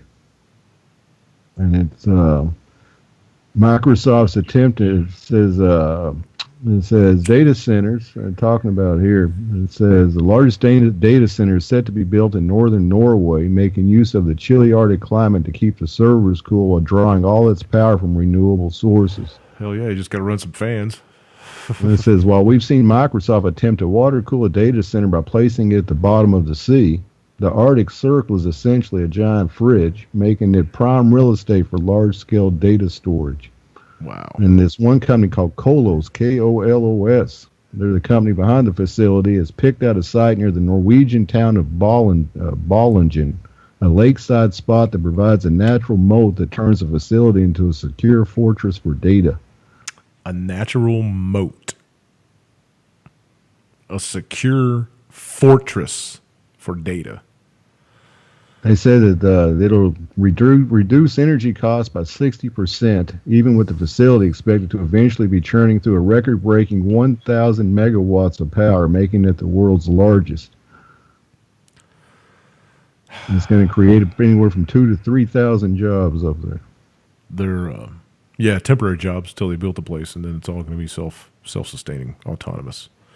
I wonder what data center, though. Is it like the world's data? I don't understand. They're doing, I mean, they just got server bases built up all over. When they initiate this AI thing that they're getting ready to do, it's going to know every fucking thing about every fucking buddy on the planet. AI, Google's using AI now, and they're using it in their D-Wave search results. If you guys don't know what the D-Wave computer is, you need to go Google it. You need to go research it. You need to go understand what they're doing with this thing. It's AI is so old school though. So it's been going on for ages, since Watson. So see, they had Watson, didn't they? So Watson, isn't that basically AI? Watson wasn't privy to the terabytes of data that they have on the individual people that are on this planet now. Watson wasn't around when Google was king. No, but Watson was the prototype to AI. Yeah, I mean, it's a self-thinking, self-learning robot, but it was just the beginning. It was just the beginning. The D-Wave. Go look at the D-Wave computer, and you know what? I'll meet you guys back here in 7 days, right? I'll meet you guys back here next week at this time, and we'll discuss the D-Wave and what this computer, quote unquote, actually is, and what it actually does, and who it actually talks to. Because, Jimmy, personally, I think we could do a whole show on artificial intelligence because it's scary. Again, it's scary. You ain't seen nothing yet. I know, yeah, and it's only just beginning. It's been going on in the backwaters for decades. Okay, but we are only just privy to it now. There's been a lot of AI been going on all over the place, but we've not been told about it. Oh, I know. I've been following DARPA stuff for a long time. What were you going to say, David? I heard you. Well, you know, you're talking about that earthquake in North Korea. Just came out from RSOC, EDIS. They said they've updated information. A recent earthquake in North Korea to origin cause is unknown. No reason to think anything unnatural. Whatever that means. So they're saying they don't know what caused it, but that it wasn't unnatural. No, yeah, it's a natural shaking of the earth. I don't know. Do they have a lot of earthquakes over in North Korea? They got a lot of them in China. Yeah, they get them every now and then off the coast there and right on land. And so you're not going to hear anything about that, though, right? You won't get any kind of news coming out about the hillside slamming down into fucking villagers and killing people. That kind of shit won't come out. That's another reason that I'm kind of up in the air still on this whole detonation in North Korea, because they haven't come out and did the big fucking fuck you, America. We set another one off. Come and do something about it. You know? And this just came out. We just lost another U.S. Army aircraft. The fourth in the last 2 weeks crashed off the coast of Oahu, Hawaii just now. No, that 5 crew members on board. Earlier today. That was actually last night. It crashed last night. They started early this morning is when they finally dropped word about it. But there was people that were on the aircraft. What type of aircraft was it? It was a Black Hawk helicopter. Black Hawk down. All right. Black That Hawk sucks. down. Black Hawk down, yeah. But they had a bunch of civilian boats and military boats out there or first thing this morning looking for them and stuff. There was people on the coast that saw it actually happen. People that live on the island that actually saw it happen. So there was 2 of them out there, and one of them made it back, one of them didn't. And then the South Korean's president just now came out and says U.S. threat of military options aimed at pressuring DPRK, not immediate action. U.S. won't take military action without President Moon's consent. Oh, God. President Moon. President Moon will have no say. If Trump wants to take military action, he will do. Well, he's going to be responsible for all the thousands of South Koreans killed, too, then. Yep. Yeah. That's the way I think that's the way it's going to go if it is going to be military, because Moon's going to have no say. Well, because, according to Steve that's Bannon, the way it goes. According to Steve Bannon, Kim Jong-un won. Yeah. So, that's what it sounds like to me. It sounds like, there's that way Trump can blame it on Moon, saying, well, he won't let us do it, so.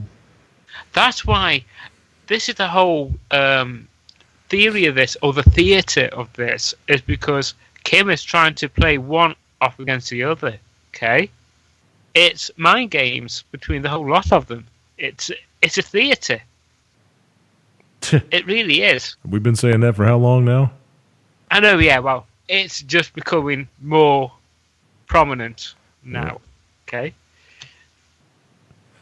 Rush told us back in the day, man. All the world to me is a stage. We are merely players, performers, and portrayers. I mean, everybody's known. We just didn't. That's amazing. That sounded almost exactly like them. Oh yeah, yeah. Dude, that was. I was like, wait a minute, was I listening to Rush or what? Eat a dick, Charlie. Wow. Welcome home. Yeah, buddy. It's been a while. It's the only way to come back to the show. Yeah, well, it's good. You need to send Lori a little thingy on the text thingy that tells her that you were on the air tonight and you missed her. Give her some shit. Her papa's in town though, so I'll give her a break. Oh well, yeah. How is Lori? She's doing all right. That's good. According to her Facebook. That's good. And if you're listening, Lori, howdy. She does all these off the wall posts and stuff, and somebody commented on one of her posts today, stop vague booking, because she never gives any specific details and shit, right? Stop vague booking. I like that. That's pretty good. But like Lance would say, fuck vague book. Donald Trump just came out and he insists that race relations in the U.S. have gotten better during his presidency. He's an idiot. Yay! That dude is delusional, man. I swear to God, the dude is delusional. He lives on a different planet. Is he an alien? I'm telling you, man, it's the Alzheimer's kicking in. Yeah, I think so. Why is it you have a lot of presidents who have, a bit of a bad brain or something? It's a job for egomaniacs, man. So what do you expect when you get somebody in there and they actually run and win? They're an egomaniac. So you get that, right? Anybody that thinks that they are capable of leading everybody else in their country because they know better than every fucking buddy, fuck them people. That's The only good presidents you had in your White House were left-handed. Who gives a shit? and the whole egomania. I like it. The whole egomania thing goes down to the Congress and the Senate and every fucking buddy else, man. Mayors and governors, and if you think you know how to do everything, what the fuck, why you need my money? Why you need my money? Go do it yourself, man. You fucking brainiac. Go do it yourself. Yep. I know how to run my life better than anybody else on the planet. No, you don't.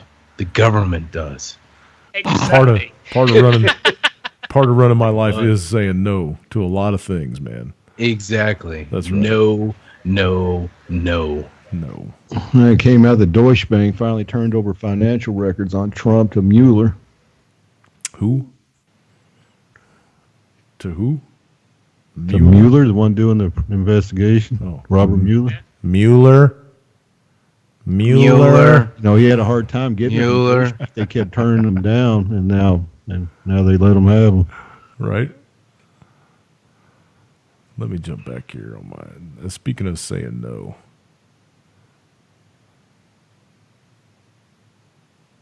There was a very good video that I want everybody to hear. Stop. Let me get my OBS up here real quick. Your mic sounds really good. It doesn't have that static in it. Really? Like it did before. It sounds really good. Good. I went through and cleaned everything. Good. Finally. After a couple of years. Cleaning means unplugging, tapping, and then plugging it back in. Hey, spring cleaning right there. Woohoo! I actually went through and cleaned and stuff. So. Oh, that's good. All right. That's good, yeah. If you guys don't know who this cat is, his name is Daniel Pratt. I'll pull it up here a little bit for everybody so they can see. Daniel Pratt.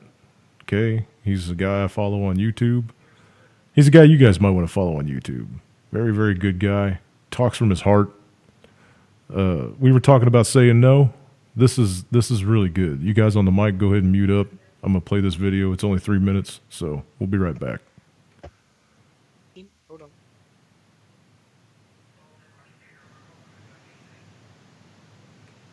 The cat out of the bag, I might as well get it all out there while I can, huh? Now I'm going to reveal to you the most powerful weapon of terror that the synagogue fears, okay? And the great news is it's free. Everyone, basically, 99% of the population of Earth has it in one form or another. It can be used immediately, and it can spread throughout the world in hours. And it is simply this. No. That's it. No bombs, no pressure cookers, no IEDs, no nukes, no shit. Just no. Problem lies in you have to mean it. Unlike, we've all been saying yes, yes, yes to Satan our entire lives while we play his game with his playthings. You have to say no. You have to learn this word, no. It's very simple, but very powerful. It is the most powerful weapon of terror they fear. No. That's it. Now, if everyone could just realize this, stand up and say no. That's it. You would strike so much fucking fear into these demons, they would probably start destroying each other. The problem is they will lash out like the terrorist demons they are. So you're gonna have to have the resolve when you said that prayer that you accepted Jesus into your heart but haven't shown the Spirit of Christ your whole life. You're going to have to stand up and say no to Satan. Hate to break it to you. Because you know what? his AI and bots and all that realize this. This is why the shit is getting so crazy. Because people like me have a message for them. I can speak to them so frankly because they know. I'm so far, me, Dan, the bum, is so far above them, they can't see my feet. They fear me. Because my message is from the Father. And he says no.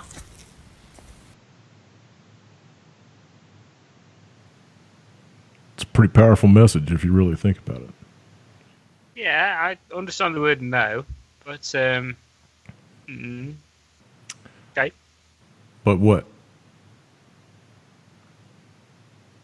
Okay. No, but what? But what? You said but what? But you understand? You understand the word no, but do you understand what he was saying? Do you understand the message that he was trying to get out to everybody? Yes, I do. Yes, I do. There's always a but to everything, okay? And I said the word but by mistake, I suppose. But yeah. What's the message then? If you understand the message he was trying to get out to everybody, what did you take from that video? Well, what I took from not the video, but from the audio, because I didn't listen to the video or didn't watch the video. Oh. I took the message of saying no and being assertive by saying no to the government and standing up for your own. That's it. Own rights. Okay, you got it. You got it. I got to show the shirt. I didn't show the shirt yet. What about you, Lance? Let me get your input. Oh, I mean, same thing. I wish everybody would say enough. I mean, not necessarily no, but no, this is enough.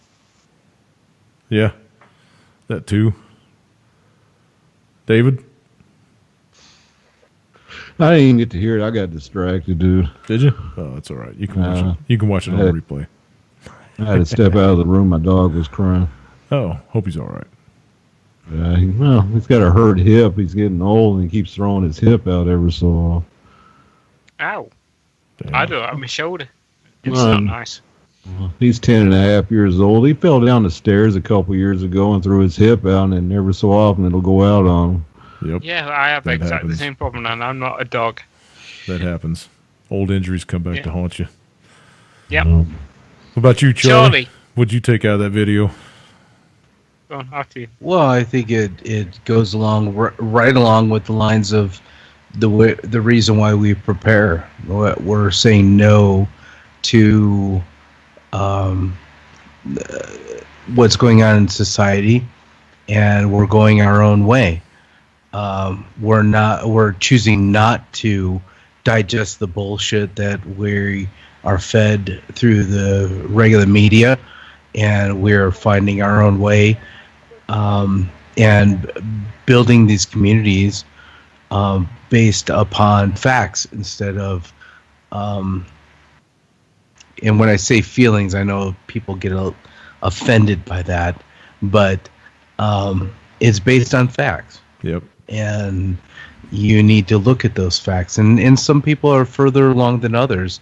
And those that are further along need to help those people that are not quite, not quite, I don't want to say squared away, but help them along to understand what principles are, as opposed to opinions are not facts.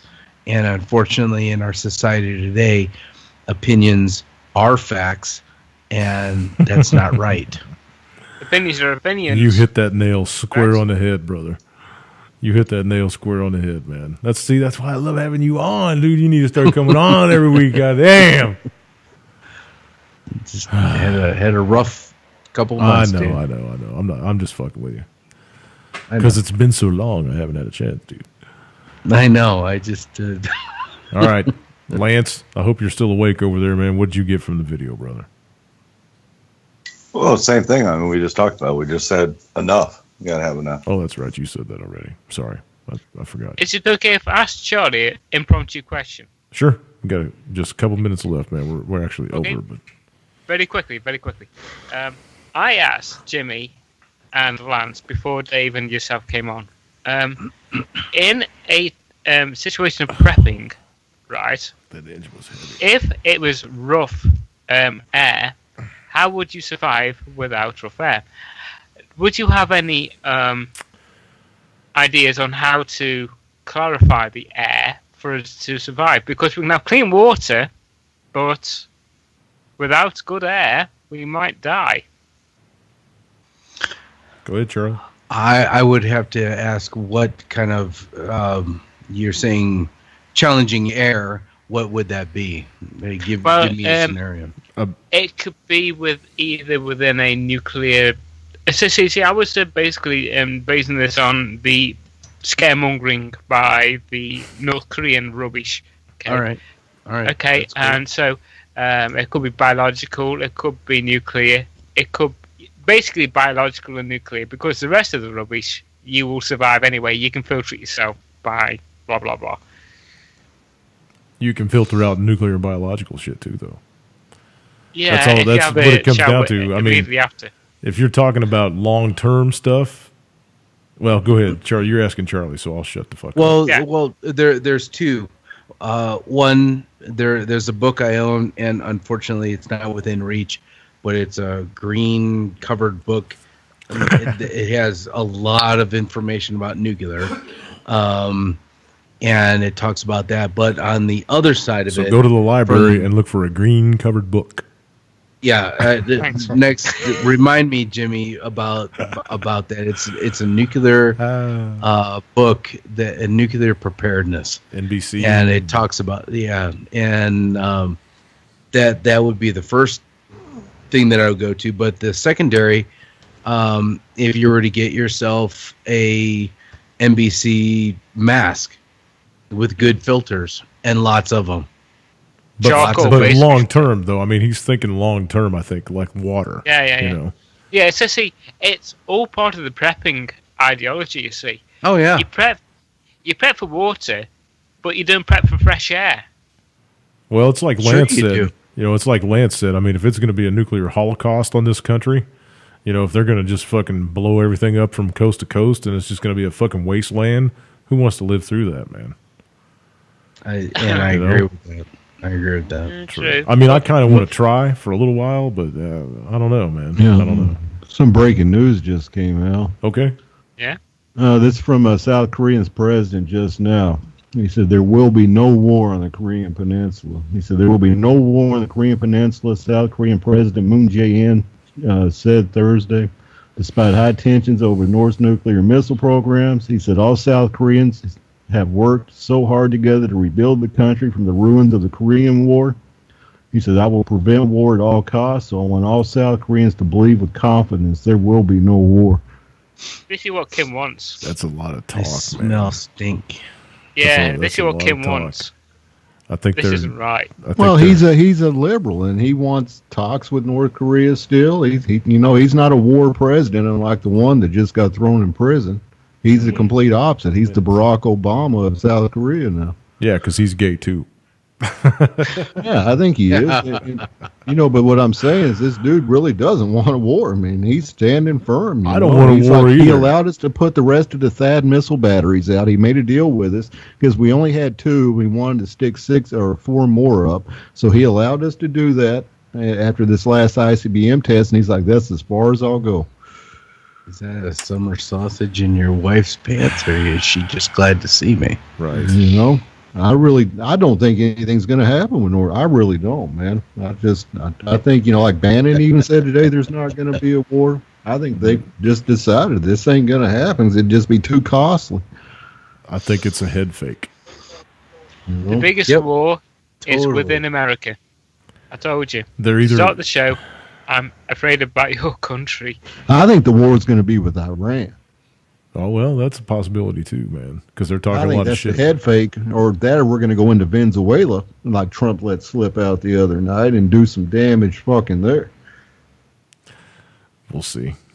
All right, guys. All I know is I'm going to do over. some damage to some trout in that river this weekend. Good luck, brother. Oh, trout. Send pictures or it never happened. You damn right it never happened. All right. We're way over. I'm going to go ahead and call it for Damn tonight. it.